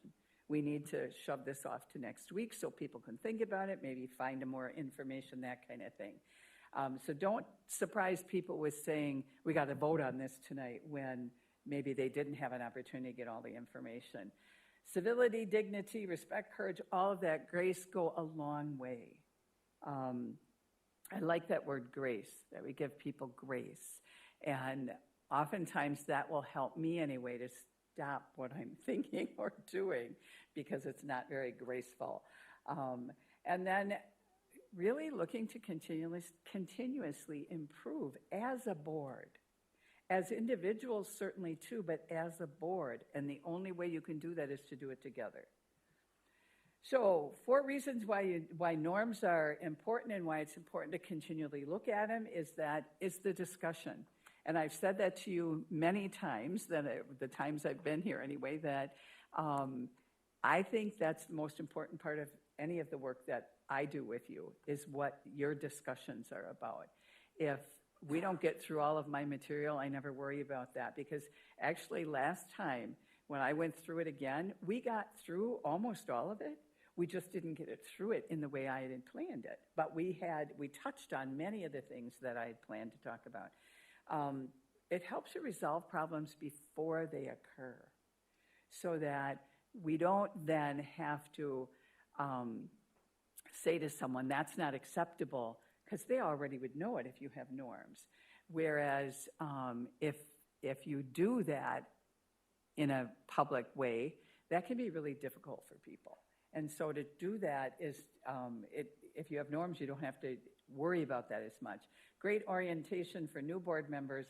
And it's really a part of a benchmark, again, that you can use with your ABDT, your annual board development tool, because your norms are telling you what your expectations are of each other.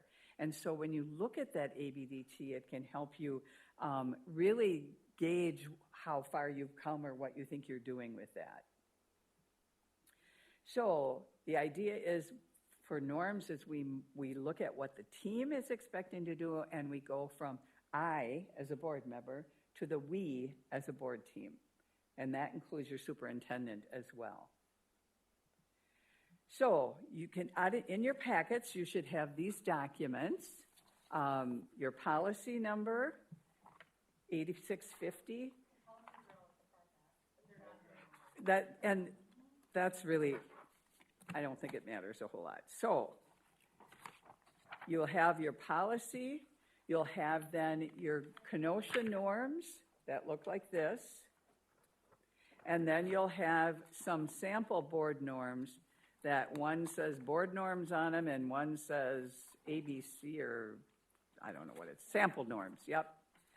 So the idea is then that you're going to take a look at those, using yours as a base for thinking about what do you think is great there, and what things do you think that you need to do differently or need to change. And so for some of you, this might be the first time you've had this opportunity to look at these things closely, especially your board norms. For others of you, you've probably seen them many times.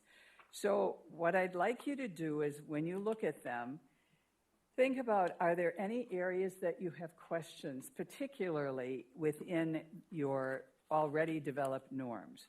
Do you have any questions about what that means, especially if you weren't part of developing those norms? And then, is there anything that you need more clarity about any of those specific norms? So the questions may be about why or how or whatever, or you may need more clarity about what a word means or something else. And then take a look at those sample norms and see if there's anything that you think would improve how your board operates that you think you could add to the norms. Or are there any other ideas that popped into your head that you think, hey, you know, based on my experience lately, I think this might be helpful for us to have this as a norm. So I'm going to give you about 10 minutes at the most to take a look at those things. And then you have your sticky notes in front of you. And I'm going to invite you to jot down on those notes up to 5 things that you would like to clarify or improve your existing norms, or take off of your existing norms, or combine on your existing norms. So write that on your sticky note, but use it as, I make it a phrase, not just a word, because then we'll have to ask you a whole lot more about what it means. So do one statement on each note so that you don't have a whole list of them, because we're going to use them as separate things as we go through a process. And try and make that as clear and understandable as you can, with as few as words as you can, to keep it simple idea. And then when you're done, I'm going to put a piece of sticky paper up on the wall, and I'm going to ask you to just go stick them up on there. Put it down here where we don't have to run into it. Okay? Any questions? You finding them? Okay, good. There's that one, and there should be one from KUSD. Maybe the first one in. Yeah, I think that's yours. Yep. Got it. Yep. Thank you. Yep.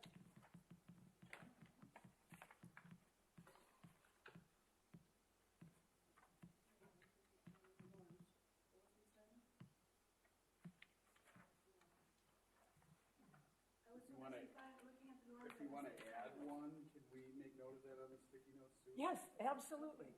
Absolutely. That's why you're looking through those other ones to see if something comes to mind there. So yes, anything you'd want to add, anything you'd want to change, anything you'd want to remove. Okay. And you have 5 options. Okay. And that doesn't mean that that's all you get, but that's what we want to start with.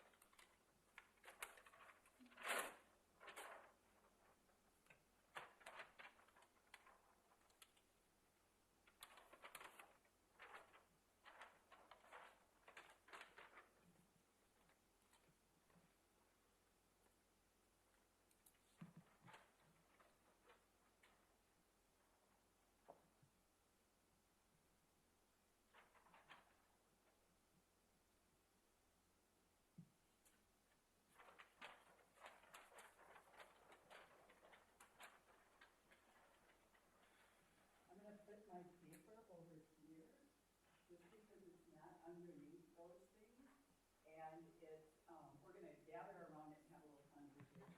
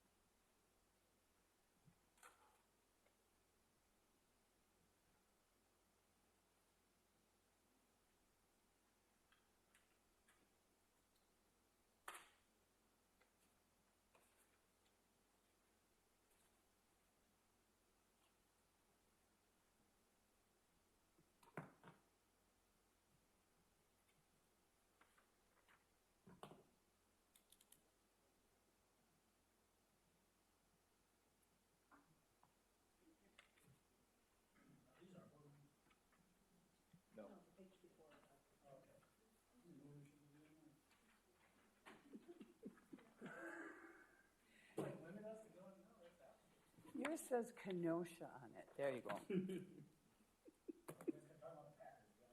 do you want these? Right on that paper. Oh, I put it down there. I'm going to make you all walk. All right. Hi, doctors. I'm looking at the wrong thing anyway. You're violating our norms on professionalism. We're defining them right now. Notice I'm not keeping the mic.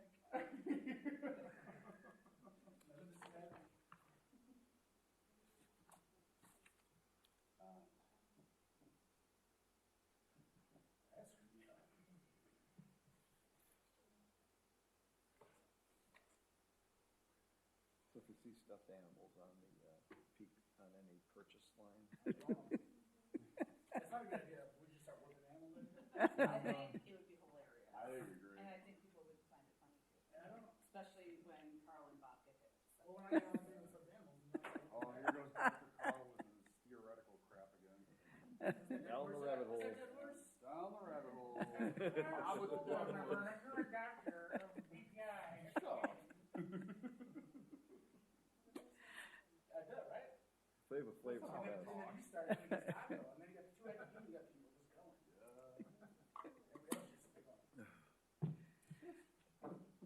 There might need to be some ground rules around that. Yes. Bring the stuffed animals. That's a great idea. Started out with a squirrel and just grew.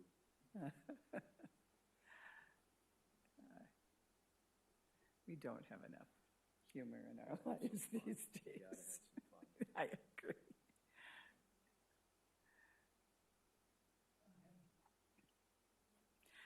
If you don't have any, that's okay. I had a lot of complaints about the samples. Well, there you go.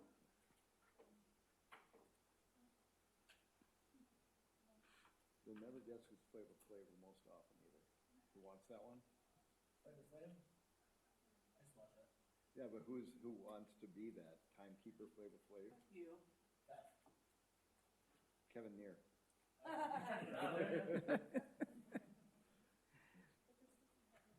Who gets the dead horse lot? I need one. I need one. That's the next purchase I need to make. There was one time when I was in the army, they used to, similar thing with punishment, they had to get rid of it. It's like if you didn't shave, you'd have a 50-pound shaving kit that you had to carry around. You did something stupid, you'd have the thinking rock. We got in trouble for it. Yeah.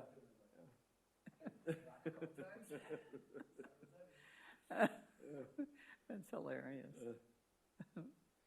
See, even the Army can have fun. Yeah. I said, even the Army can have fun. I know, they did, and then they got rid of it because it was hazy. Oh, Yeah. Yeah, The there's. kid fell down. Oh, sure. oh. His face on the ammo can they used to make to get brushed teeth. Yeah. And knocks the teeth out. It's kind of. You still have your teeth if you brush them. It's not facts. It's facts. Being transparent about my life. Why do I have Opening up. two post-its?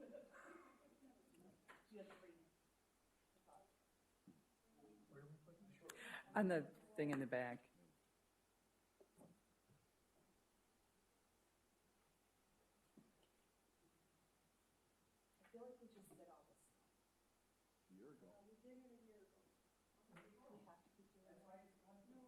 A year ago. Yeah. That was some of the feedback I got when we were doing our orientation, that it would be good for everybody to, about orientation, new board member orientation is that. See, this time it was only, this time it was only one new person. Right. Say when you three months, it's all three new people, then you have almost the majority board of brand new students.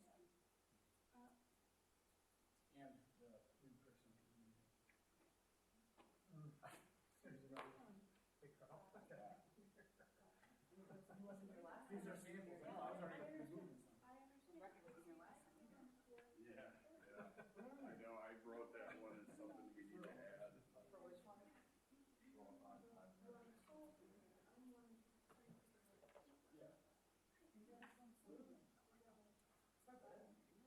I feel like a Kermit the Frog meme, but it's not my business though. All of it different.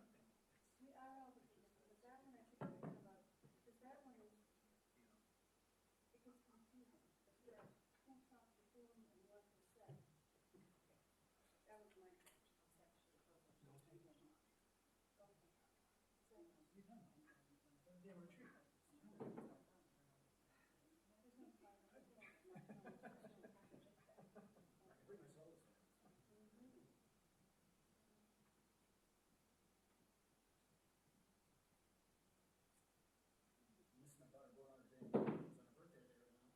What? It's Elise's birthday. Candles are leaving. I want cake. I let her work that at lunch. Give her money and I'll just know what she said.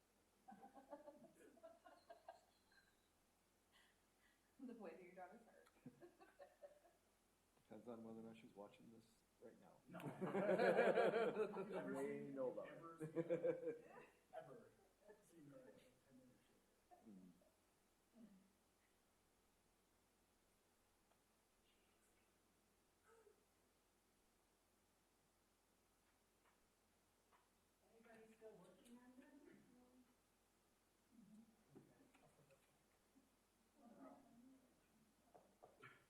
Yeah, right. We have a hard stop at 8, right? Might even be 7:30. 7:30? No, I heard 7:30. What was? We told her that she had an hour and a half, and we went normally here down, so. Eight. Hard stop at 8. I heard him say 7:30 first. You guys are the board. You do what you will. Yeah. Right. We're going until 8. All right, everyone shorts on here. Yeah, right. We're getting our money's worth.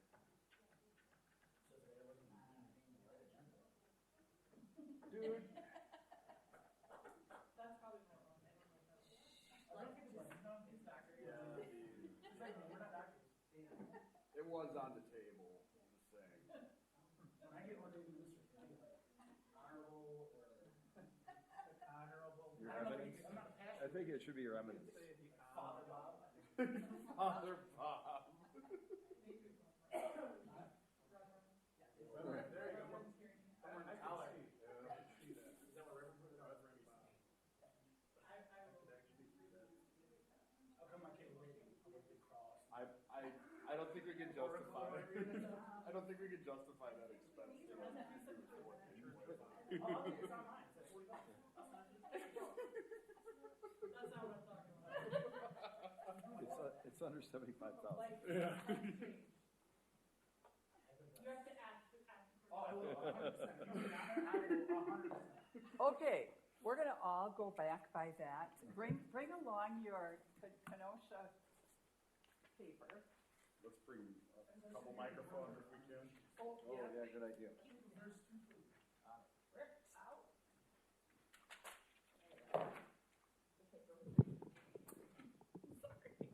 I started to not staple them, but then I couldn't figure out how to get it. It's been a long day. I didn't excel. Yeah, but we've seen your chat. Okay, so I'd kind of categorized them. And what I'd like us to do then is I'm gonna read each one of these, and then I want you to look at if they fit anywhere in what you've already got and have that conversation first. So I'm not sure what this one word is there. Allow for. Oh, allow for dissensus. So, I have bad handwriting too. and respect conflict and resolution. So That was me. you're saying allow for people to dissent? Yeah, Okay. Okay, so part of it, and I have learned this over the last several years, it's good to have some dissensus and some conflict, because you move forward if you have conflict, and the worst thing you can have is a consensus that isn't really a consensus. I learned that in the university too. Oh, in life, period. You know, I've been accused of liking conflict over the years because I make my living at it to some degree. But the reality is, it's for the reasons you just talked about, is that we get to what the real issues are when there's conflict. And I can tell you from being a mediator for 30-some years that it's never what people think it is. That's what I mean. Like Okay, so you think that kind of fits in there? Okay. Yeah, A and C. Okay, and C.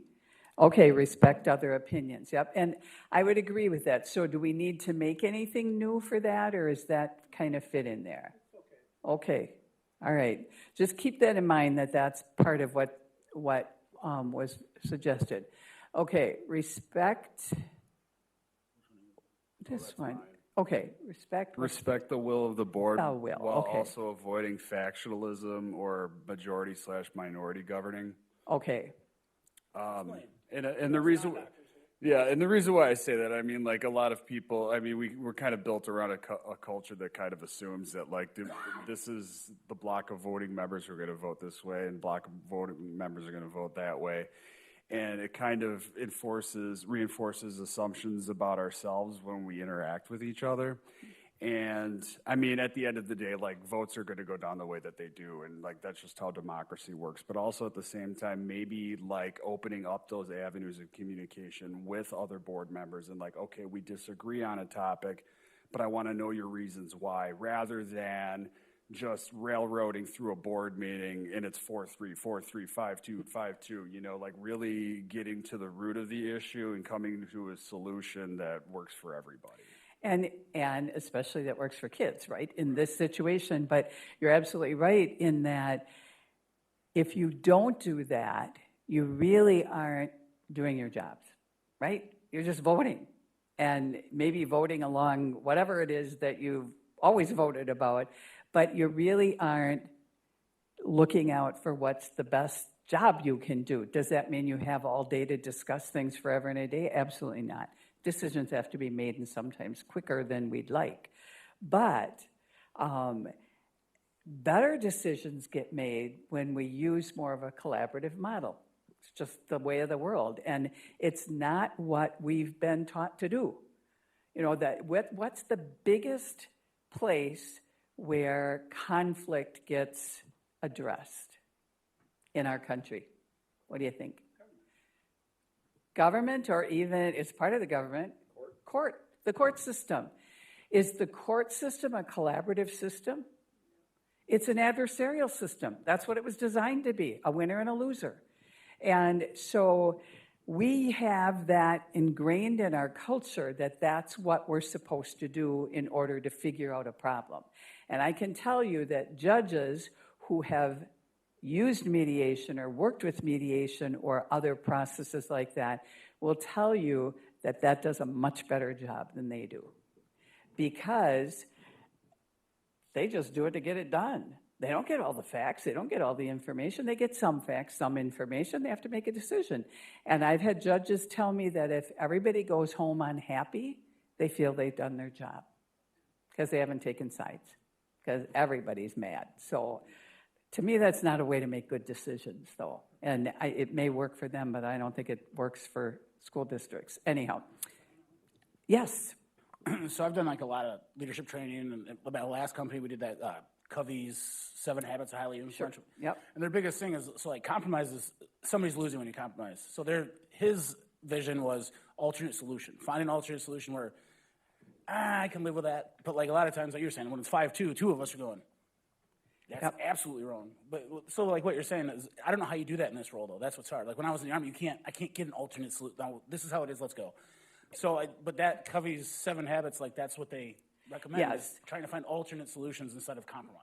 And that's, I'm glad you brought up compromise, because some people think that's a really dirty word, and I'm not necessarily in disagreement with that. It depends. There are a lot of people that think collaboration is compromise. Two very different things. Compromise is like we split it down the middle. You know, we're all going to be unhappy, kind of like what the judge does. Whereas collaboration means we're going to listen to each other. We make the same decision. But if you feel like you've been heard, you might be able to much better support that decision. And you've maybe heard some good reasons why that decision should be made that way, and it creates better results. And as you go forward carrying out decisions, it allows your superintendent to factor in some of that information as far as what he's got to do. And so it's just a better way to go about business. The only problem with it is it takes longer. It's way easier to do compromise or to do like in the Army. Although I was doing some training one time, and there was a man who had retired from the Army in the training, and he said, oh, even the military has adopted this, not in combat, obviously, but in many other parts of what we do. In fact, I went to a presentation by a fighter pilot, and he said, after we go through a mission, the first thing we all do is get together and with whoever was involved in the mission and we can say anything we want for this time that we're together because it's life or death for us. And so I thought, well, that makes a lot of sense. So he had written a book about how to do this stuff, even when there's life and death involved. Okay, aim to be on time. Do you have anything in here about that? So being on time. Okay. That's where I was going to say. Yep. Okay. Okay. Okay. Be prepared, be on time and prepared. Okay. Now there's one that goes along with this. And it says to make sure that there's adequate time for board members to review all relevant information, materials, et cetera. The Friday before the meeting is not enough time. And that can be a challenge because somehow you got to get the information there. But that is worth conversation. And I can tell you, I worked with a board where they had a new superintendent, newer than you are right now, but anyway, and that came up. Only it came up in someone saying, you know, the problem I have with you is you are never prepared for meetings. You come and you haven't read a thing and it's really apparent. And the guy, God bless him, said, you're right. You're absolutely right. I have 3 little kids. I get the packet on Friday afternoon. I have the weekend off, but I have my kids, so I'm spending time with my kids. Monday I have to go to work, and the board meeting's Monday night. He said, I don't know how, yep. Well, there you go. And so the superintendent in that situation said, oh, would you like it earlier? I can get it to you earlier. The only reason I give it to you on Friday is that's what my predecessor did. And so that solved that problem. Is there solutions for that problem? You know, and that's something that maybe you can't answer tonight, but. I think too, like, when you guys are gonna give us presentations, we don't get that information until we're at the meeting. Yeah. That makes it hard sometimes, because we'll get an agenda item, we know we're gonna get, admin's gonna present us all this information, and then we gotta vote on it. That's the first time I'm seeing it. And sometimes it's confusing, it's usually a lot of information, and that, if we could get everything ahead of time, I can read with then I have questions for you guys, and it's right off your presentation, it would make it more relevant, I think. And in the academy, we have 1 week grace period, so everything should be with you like a week before. So a week before you have to vote on it? A week before you do anything. Yeah. Okay, all right. Yeah, so we try to get the board reports done and then do the presentations to hit so that you get the executive summary and any accompanying materials. And a lot of times those presentations some of them we're working on right up to the day. So that's just one of the challenges that we do try to make sure you have the board report, make sure you have that exec summary, recommendations, just like what we handed out tonight. But sometimes we do a presentation too, just to accompany it and to go into a little bit more depth. And it's trying to get it's a challenge getting that on time. Like an outline. Right, that's what we get the revision. just if we're voting yeah, on something, yeah. That makes sense. Yeah, then it's, sure. right there, but okay. It's like last time Tarek had all that information. It was good information. It's what we asked for. Like that time we got that financial information, I think it was like 2-3 meetings ago. Tarek had really good information. It was just a lot of information. And then we were supposed to make a decision. It was like, I didn't understand it. He was working on that stuff over the weekend too, so that's one of the challenges. Even if it's like a day lead time, like if the presentation's done Monday evening or something like that, or Tuesday morning, like just to email us something so that we have it on hand. That'd be good. See, it's the conversation. that Right, helps. So, exactly. so does anything need to be written in here about that? I don't think so. Just, now you've had the conversation? Okay. If it doesn't happen, then make it annoying. There you go. Okay. All right. Service to the broader community includes taxpayers. That was me again. Okay. Yeah, I mean, it's one thing to be committed to the kids, and of course, everybody is on this board is committed to the kids. Problem is that our taxpayers are really concerned because affordability and all that. So we always have to justify anything we do, and I think we have to say that here. So I think what you're saying is we have to be aware and make sure that when we are asking the taxpayers or talking, not just asking them for things, but informing them that we are about kids, but we also are trying to do our best with whatever we have and not get their taxes up or whatever. Not that that's the first thing, but it is part of what you do. You know, it's part of what you're accountable to taxpayers, right? And they're going to fund you or not. And so, do you think you need something in here about that? Or is there something that? I just said in the broader community, meaning that service to students is about, I think service to the students and the broader community, I would include that. Okay. Because we have a unique situation. We have to have the community have trust in us and faith. And if they don't have it, we're not going to be here long. Mm-hmm. Right. So what do you all think about that? Adding that? I agree. I would put students, parents, and community members. Yeah. Add parents, just so. Add parents. Yep.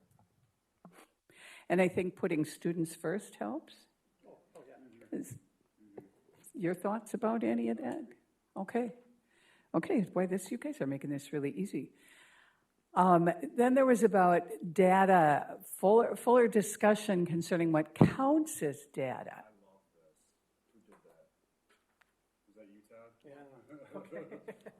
Well, Carl would have done this too, so we both agree. What counts as data, right? I mean, because if we're just judging on scores, there's going to be winners and losers, and I don't think we want that. I think we want to have a broader conversation, you know, because some kids are going to score really high and they're great, you know, and other kids aren't scoring. That's not a failure. That's just a reality that we're trying to deal with. So I would just broaden the conversation about data. You should say something about it. You've written about this. Well, I mean, I agree with everything that Todd said. I do think that, you know, if we're looking solely based on, you know, numbers and things on a graph and things on a bar chart as our only measure of success, you know, without, you know, taking a look at the yellow parts of, you know, the whole student body, you know, the relational aspect, everything that makes a student a person, the whole person. We're missing a lot in that conversation, and I think taking that into account really needs to be considered when we're talking about the success of the district. So, go ahead. So I agree 100%. One of my things is I don't think we do a good job right now of looking at data, all the data. Like we've never sat down and went over first grade, pass, fail, through every school, second grade, scores. We're not looking at the student data ever. Or if we are, it's not often like that. So first, to me, let's look at the numbers, and then we can identify trends, and then we can look at the yellow and go even further down. We've never done that. Like, we're supposed to make data-driven decisions for kids, and we've never sat down and went over high school grades, middle school grades, elementary school grades, ever. That's what I thought we'd be doing. Like, we're approving curriculum, but we're not looking at math scores, or we're approving science, but we don't even know if our science is doing well. Like, if we're broke and science is killing it, don't change it. You know what I mean? I think we need to do a better job at looking at data and then definitely going into the yellow after we have done that. Yeah. And my guess, one of the thoughts is that what we should be doing more in committee, and looking at, you know, and I just think about the elementary reading report. Do we go into that? Would it be best to go into that level of data in a committee meeting and then less so at a business meeting? Where's the right spot to have some of those more in-depth conversations? And that's a question, not a statement more than anything else, is where do we have those? Because I can see those, because the couple times we really dove deep was in committee, and then we brought it to the board looking at elementary math or in the elementary reading report. Those felt like we really dove pretty deep into the numbers on that, but I think that was right before. That was right when you got on the board, right? Or right when you became super. That was when that was small. Because I remember that. Yep. You guys were all sitting all over. We've never done that since I've been in high school, so we should keep.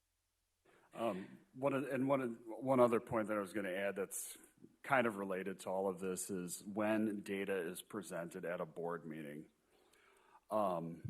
especially when we're just getting it the day of. Like, sometimes you're looking at those numbers, it's hard to argue. It's, it's presented to us as though it's like objective truth, right?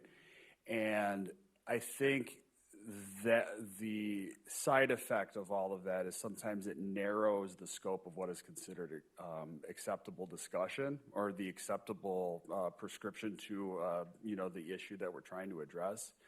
And I think Christine was a good case in that where, coming to a board meeting with experiential knowledge or lived experience about the specific issue that was going on. And it was kind of a thing of like, that wasn't something to be considered as part of the board's decision, because this was the data, this is what we're looking at, and that does not meet our definition or the defined boundaries of acceptable, discussion or decision making. So I hope that makes sense, but. I just had one follow-up. I know Sabrina wants to get in here. One thing that could qualify this just a little bit is to commit to data-informed decisions, meaning that because I know our superintendent's a data guy, but if we could just, qualify that a little bit and maybe have something about, meeting the lived experiences or the whole child, or so I don't have the language right in front of me, but, something to that end that we're taking into not just numbers, So you're looking at B under commitment? Yeah, we could Commit maybe to work on it. data Somebody could informed wordsmith that, but that's where something. everything is moving. It's not data driven. That sounds like you're trying to drive kids. Rather, you're trying to use data to educate and support kids. And then you still open it up to what the data is that counts. Well, if we're going to look at data that counts, then what happened to Math Bridges? Because Math Bridges, the data wasn't really there. Not I, but it still got voted on and passed when we brought up many things like the reading levels are bad, so why are we doing Math Bridges? That's causing a greater gap in between a lot of things. So when we're looking at data-driven decisions, we actually have to make sure that we're looking at the data correctly and seeing where there are issues within that data. So yeah, I agree. So the thing I have with data, like I said, everybody in the world knows I was in the Army. I can take data and pitch it to you in however I want you to think. Trust me, all the shootings and stuff that we changed, the data was accurate. It was information that was happening, but I gave it to the United States government, gave it to the American people in a way that made you think we were kicking butt over there. We weren't. So that's where, like she was saying, all the data, relevant data, when we're just getting data, it's not skewed or anything, but if you're trying to give me data to pass something that you are recommending, you're going to give me the data in a way that makes me agreeable to it. Yep. And I don't blame anybody for giving us data that way. That's their job. That's how data works. But that's why I want to see all the data and then get into the yellow, the people. And I would suggest you have to, in that whole discussion, think about what your job is, right? Because is your job to dig down in the data? Is your job to trust the other people that dig down in the data? And if you don't trust that, how do you find out how to trust that? Because it does. It says that right here. Commit to data-based decisions. But the question was, what is data? What data do we use? How do we use data? So maybe that's a further conversation. All I'm suggesting is that you have to be careful. This will be our next topic.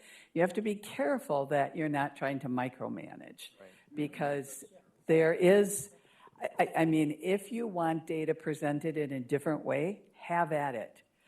But don't think that you have to find the data, trust all the data. You have to trust the people giving you the data.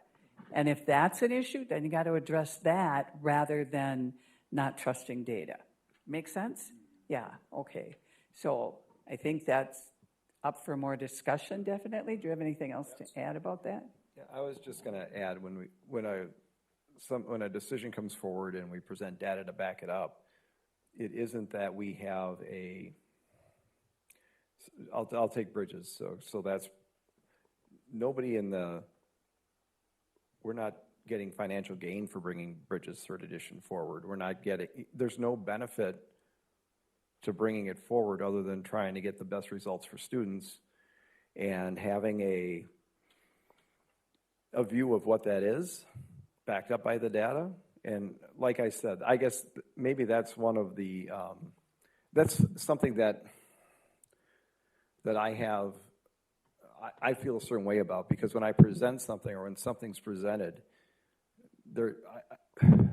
assume goodwill or assume positive intent when it's brought forward.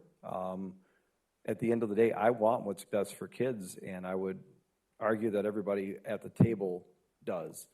And when we bring something forward that conflicts with a philosophical disagreement about the best way to teach math or the best way to staff a building or whatever, reasonable people can disagree, but sometimes it feels like that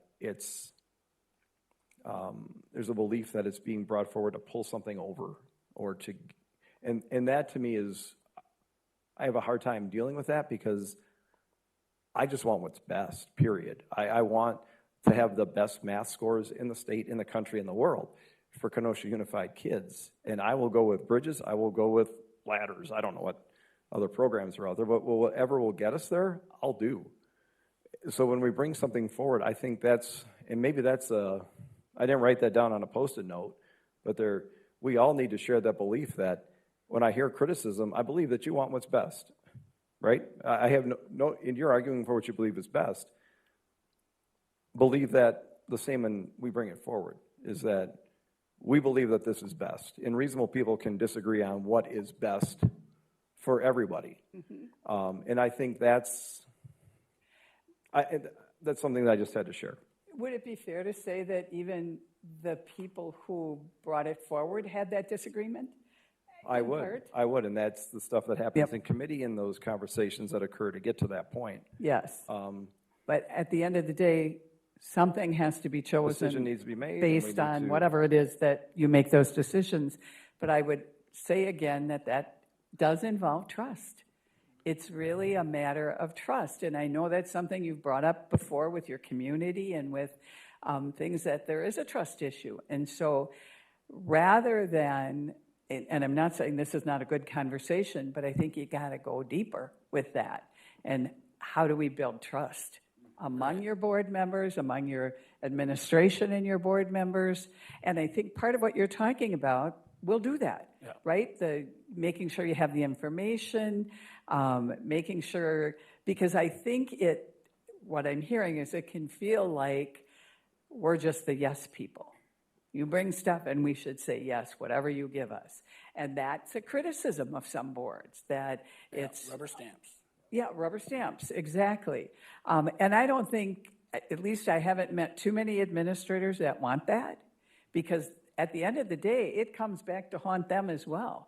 You know, whether it's here or somewhere else, it's not in their benefit to have something not go well, because if they decide they want a different job or you decide they want a different job, good luck finding one if you've got a bad track record. So I think everybody wants that. It's if you don't have the process in place that's going to help you get there, and that's why we're doing this kind of stuff, you're going to continue having that mistrust. Does that mean when you trust people, does it mean anything goes? Absolutely not. But you know when to ask questions, how to ask questions, when to just accept and when not. And it's okay to do that. Going back to what you said, we should be able to agree to disagree, but we should also be able to disagree and figure out what to do with that. Yep. Sorry, I know this has taken a long time. I think what can help in this regard is everybody does their homework, you know, and prepares. And I think that I'm pretty confident that our board does that. But I mean, there are legitimate disagreements, you know, and they may be around curriculum. You know, they may be around, is this right for all the kids, right? So I think that's fair. And like the biggest, like what Sabrina was saying, I think we're missing. So like with the math bridges, we'll just use that because it's a perfect example. I did ask for specific data and was never given it. I was given the same chart shown differently. Had they answered my questions and brought the data I asked for, Math Bridges Math is creating a larger education gap in reading and math now because there's a lot of reading in that. If we looked at sixth grade math scores, if they're higher or lower after implementing Math Bridges, they are not higher. So I think had we had that data I asked for that data because I already looked it up. I already found the information for myself. I already knew I was right. So I asked for it through the proper channel. It never came. And then we made a decision, and now, if we were being honest, and you went and surveyed everybody about the new curriculum that we approved, it's not good. And we have a huge problem with closing the education gap. So now we're kind of trapped in that curriculum.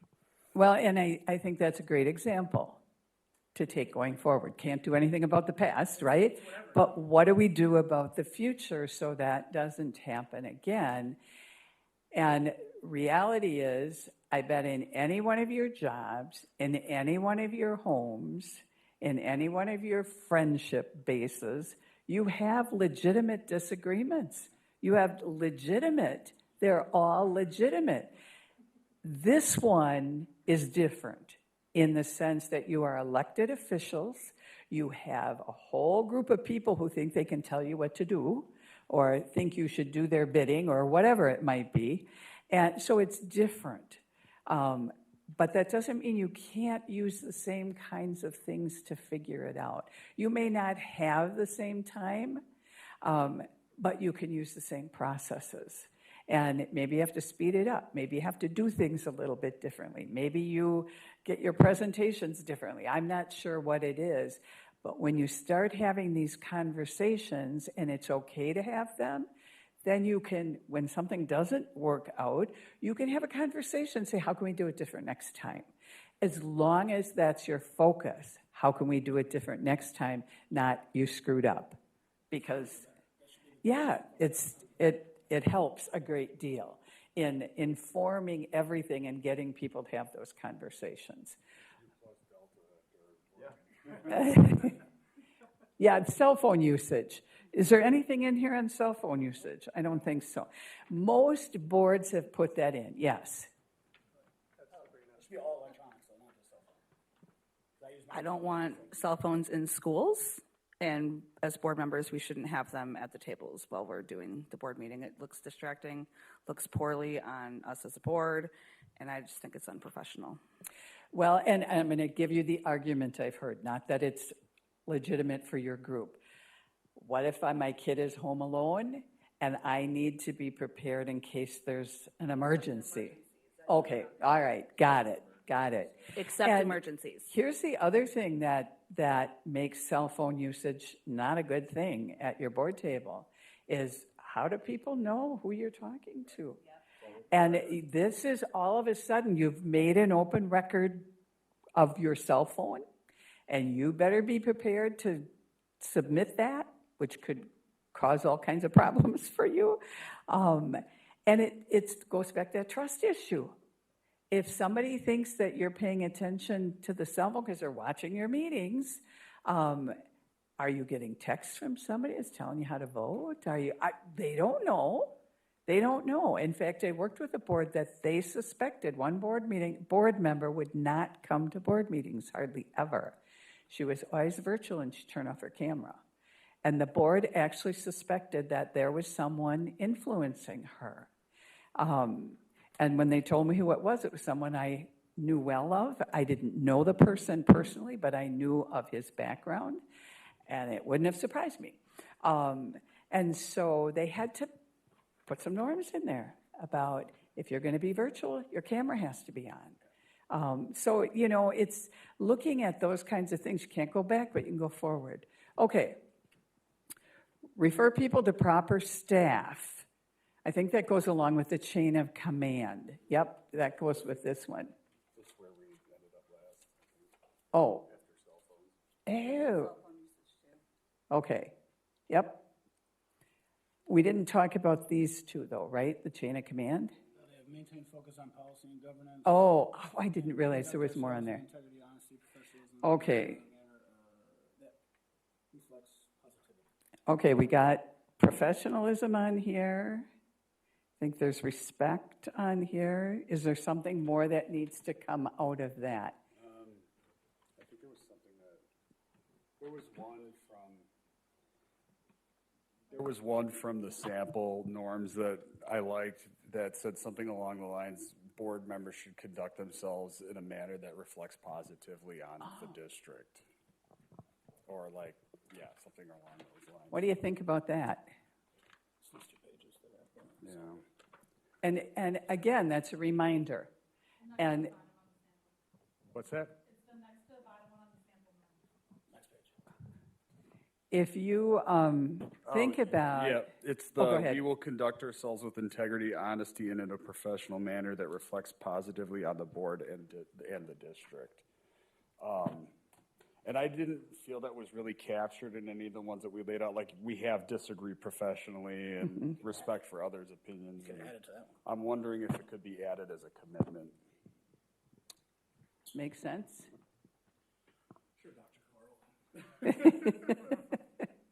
Well, and when you think about it, Everybody, Sabrina. if you don't do that, again, that goes out to your community about, can we trust you? Because you don't trust each other. Okay, chain of command. Refer people to proper staff, follow the chain of command. You don't have anything on here about that. It probably is in your policy. We do have a policy on chain of command. Yep. What this does, putting it in your norms, because. Sure, you could follow the policy on chain of command. Sure, because if you put it in the norms, it's in front of you. Who goes and reads their policy every week, month, year? Yeah. People do that, but I get where you're coming from. Yep. Yep. Mhm. So we can bring iPads? I think we can bring iPad if we don't use it. Can I trade my computer for an iPad? I think the issue is that the agenda's on the iPad, right? And If you're looking at an iPad, it's different than me looking at a phone. kinda, if you're doing email, but maybe what we should say is that we're not doing social media. I trust everybody to. Well, No and AI glasses. It's less of your trust and more of the community's trust when they're all looking. But there are boards that do have, everybody has an iPad.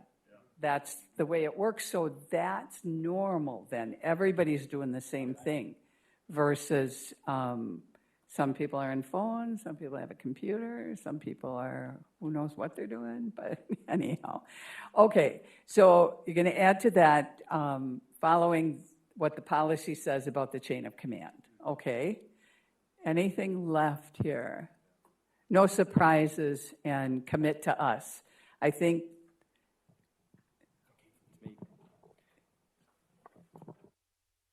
Yep, for the no surprises, I just thought we could add it to share relevant information and no surprises. And that works both ways. And then so I'll inform the board ahead of time and they'll inform me ahead of time. And then for commit to us, I saw that fitting under number 2 potentially. And that's just when we talk about the district, realizing that we are the district. I was at a couple meetings and somebody said, well, they did this. I'm like, no, I'm they. This is why this was done. And it was about right sizing. So it was kind of a contentious conversation. But I was like, so this is why it was done.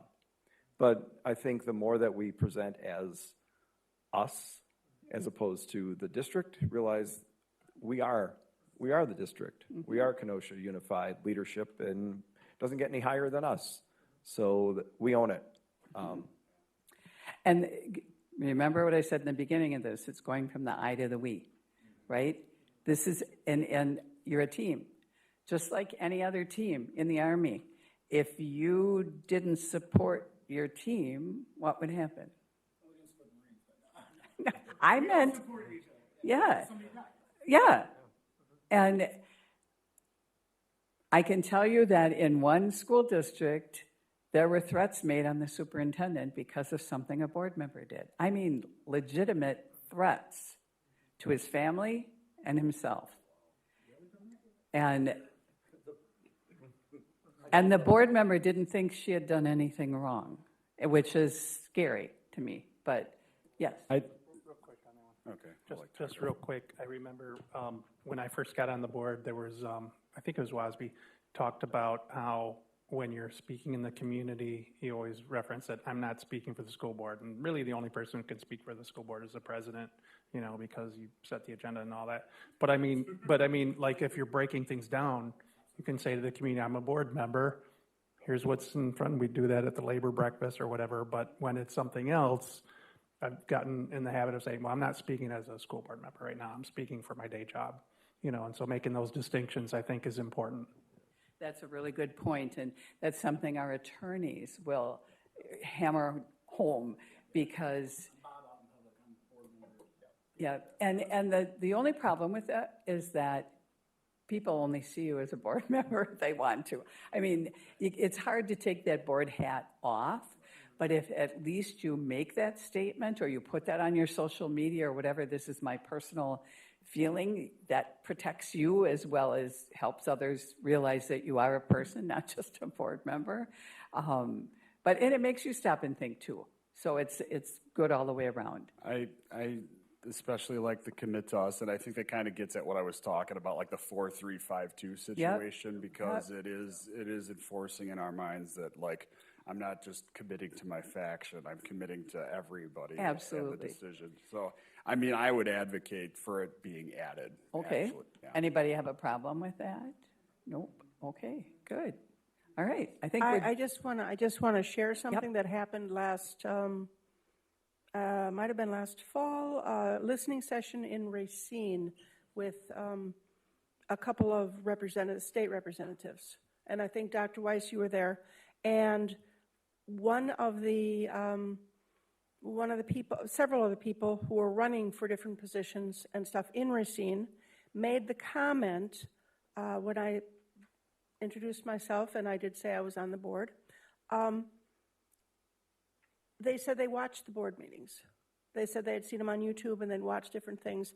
And they said, how you guys get along so well? Are you guys all friends outside of the board and stuff? Wait, last November they said that?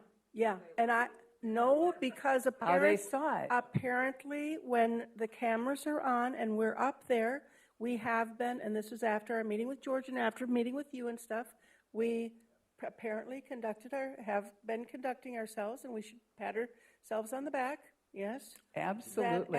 That we're respectful and professional and looked like we all got along real well. There you go. Well, and that's what's important, is that's how you're conducting yourself. That's what norms can help you do. And I always tell people, if you're wondering how you behave at a board meeting, go watch part of it. Go see what you look like. See what you're doing. See if you roll your eyes. Just because it's helpful to see, you know, rather than pointing fingers at everybody else, because you see everybody else, you don't see yourself. Go look. Sometimes it's, yeah, there you go.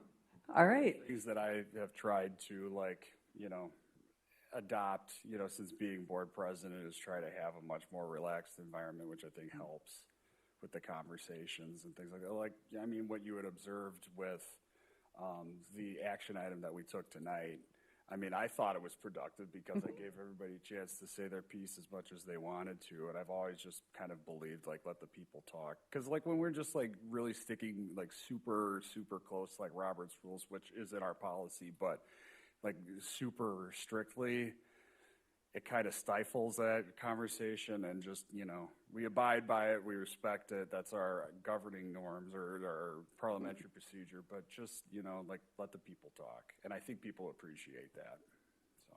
Great. And Robert's Rules of Order, the Robert's Rules was not written for small groups like this. It was written for much bigger groups. And so there is a Robert's Rules for small groups, but even that is not written for small groups like this. Right. So Bob's rules, right? I think so. Bob's rules. Bob's rules. Bobby's rules. Yeah. And then Robert was much more formal, smaller. Yeah.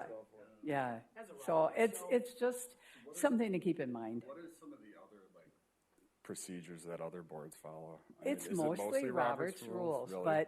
but with the caveat is that we have our own things we do locally, because you can do that. There's nothing in state statute says you have to follow Robert's Rules of Order. What is helpful, though, is that you're clear about what you're doing, because it can be confusing to people, and that's when you'll see, like I will see, board members are upset because they're not following Robert's rules. Well, they probably are. It's just that it's not those big rules, because it's really hard for small boards to do their work with that, because of what you just said. We need to have conversation, right?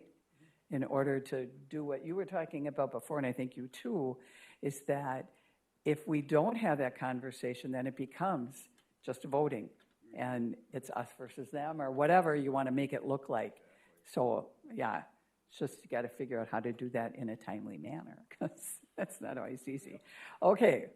So we're at 8 o'clock. Yes, and we I think that's where we said we were going to call it. Yes, it is.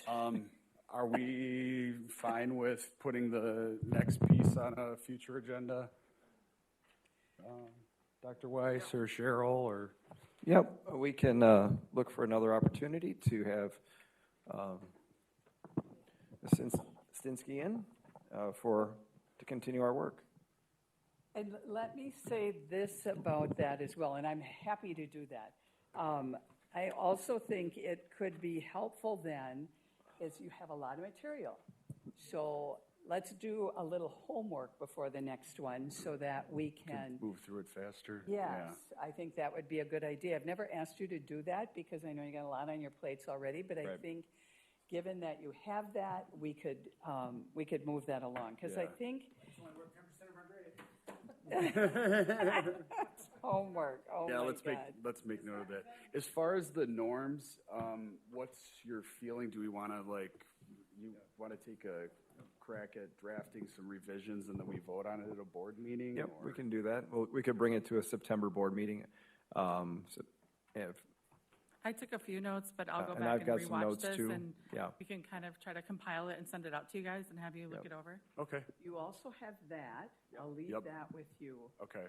And if you want to pick my brain at all, I'm happy to share some of what I remember. Sure You thing. can take notes, but, Um, okay. Anything else, or do you have anything to close it out, or? Two things before I leave you. I'm going to pass this sheet around. Last time I just filled it all out and sent it in, but they're telling me I need to have you sign it. And Okay. I don't know why, but I'm going To to confirm we were bring that here. up at our September meeting, because I think I don't understand why that's so important. Should we hold on to these packets then? Yes, Okay, please. I will.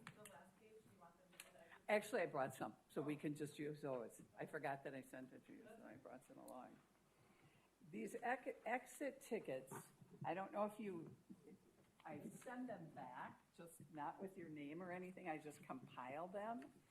And they're helpful to me, but hopefully also helpful to you in looking, especially your board president and your superintendent, in looking at what kinds of things you think are important. And I know I take a look at that and really think about that when I'm planning my next time with you, because I want to make sure that this is something that's helpful to you.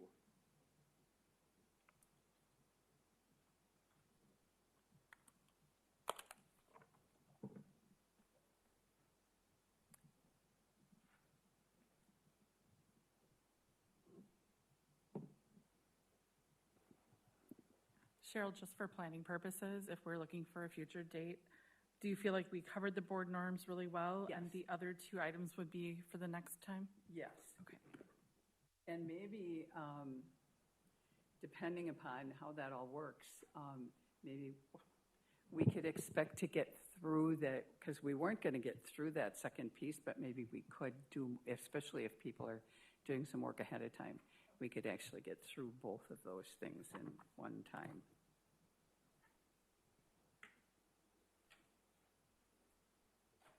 Do you want to just send me an email about dates? Yeah. Okay, good.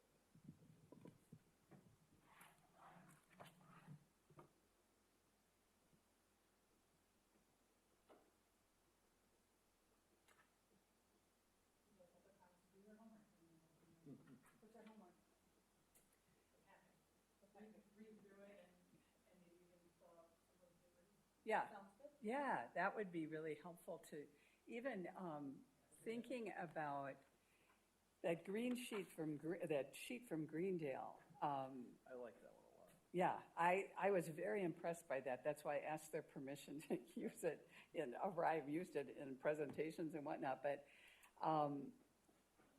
again, it's the conversation that is helpful. But if you look at that, you can see which areas would make sense to you, because you might word it differently, or thank you very much, or something. But because the idea isn't that you just take that sheet and use it. It's more, how does this fit our district and what we do? So just a couple other things I just want to quickly mention. The next slide talks about how you're going to keep the norms in focus. So I would invite you, when you're voting on your norms, to think about that. What are we going to do with them? Are we going to have them sitting on our table every time, have them laminated or something? Are we going to read them off? Whatever. What's that? There you go. Whatever. And then how often are you going to review them? Are you going to do that once a year? You're going to do it every other year, whatever? And then who is responsible and how for addressing when a norm is violated? And what I mean by that is, you don't have the norms police. Who needs that, right? But what if someone continually violates a norm? And maybe it's that they're being disrespectful, and I can't see that happening, but let's say it is. Then what happens with that? Now, the automatic response I hear from people is that, well, that's the board president's job. And, well, kind of that's how we look at it. It is the board president's job. This is my feeling about it. I think it's everybody's job. That doesn't mean that you call them out at the board meeting. That's not what I'm talking about. But if it's only the board president, how do the rest of you own that, right? And so, what's that? Yeah, what if the president violates it? I think a better idea is that maybe the board president would have a conversation with that person, maybe not. I mean, that might be specific to the person and the situation. On the other hand, maybe that's a norm that you highlight and talk about one night, because maybe the person doesn't even realize they're violating the norm. So maybe a better idea would be to have a 10-minute conversation about it, not saying, and you are violating that norm, but rather,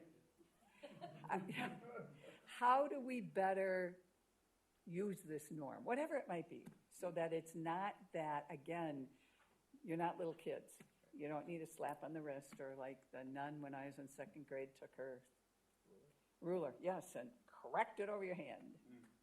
Yeah, we don't want you to do that. So anyhow, okay, yes. No, I was just going to say, in all seriousness, I do think it's the board president to enforce the rule because this is a present board, but if there's down the road, there could be a board member that steps out continuously. And if there's a shared sense of the norm, I think we'd support the president in calling that out and then have a further conversation. Because there have been boards, when there's really egregious behavior. And that's a great that's not idea. this board, but I'm saying planning for the future. Sure. There has to be some understanding. Right. No, Well, he did. He enforced that last time, I'm going and to just it was throw this good. out there. Yeah, that worked. That could also be a part of your norms. We all agree that if a norm gets violated, the board president can have a conversation about it. I mean, something like that can be a part of your norms. So that way, just what you said is we're all in agreement that you can talk to me about it. And then it becomes far more comfortable for you. Not comfortable, but far more comfortable than it might have been otherwise. Okay, great. Well, thank you very much. And I think I'm glad you shared what you did, because that's been my experience with this board, is that you are very respectful, you work well together, you have good conversations, which is why I keep coming back, because you keep having so many conversations, which is great, though. Because at least from my perspective in the work that I've done for my whole career, that's how you create a good team. Is if it's not by just saying we're going to be a good team, because you're all different people. Right. And you got on this board for different reasons. And so You need to have those conversations, but it's great feedback that even if you're surprised, then maybe go watch your board meetings. You might be pleasantly surprised even more. So, okay. Well, thank you for that, Cheryl. It was a good conversation tonight. I will take a motion to Motion to adjourn. Second. Been moved and seconded. All those in favor say aye. Aye. Chair votes aye. Motion carries. We're adjourned.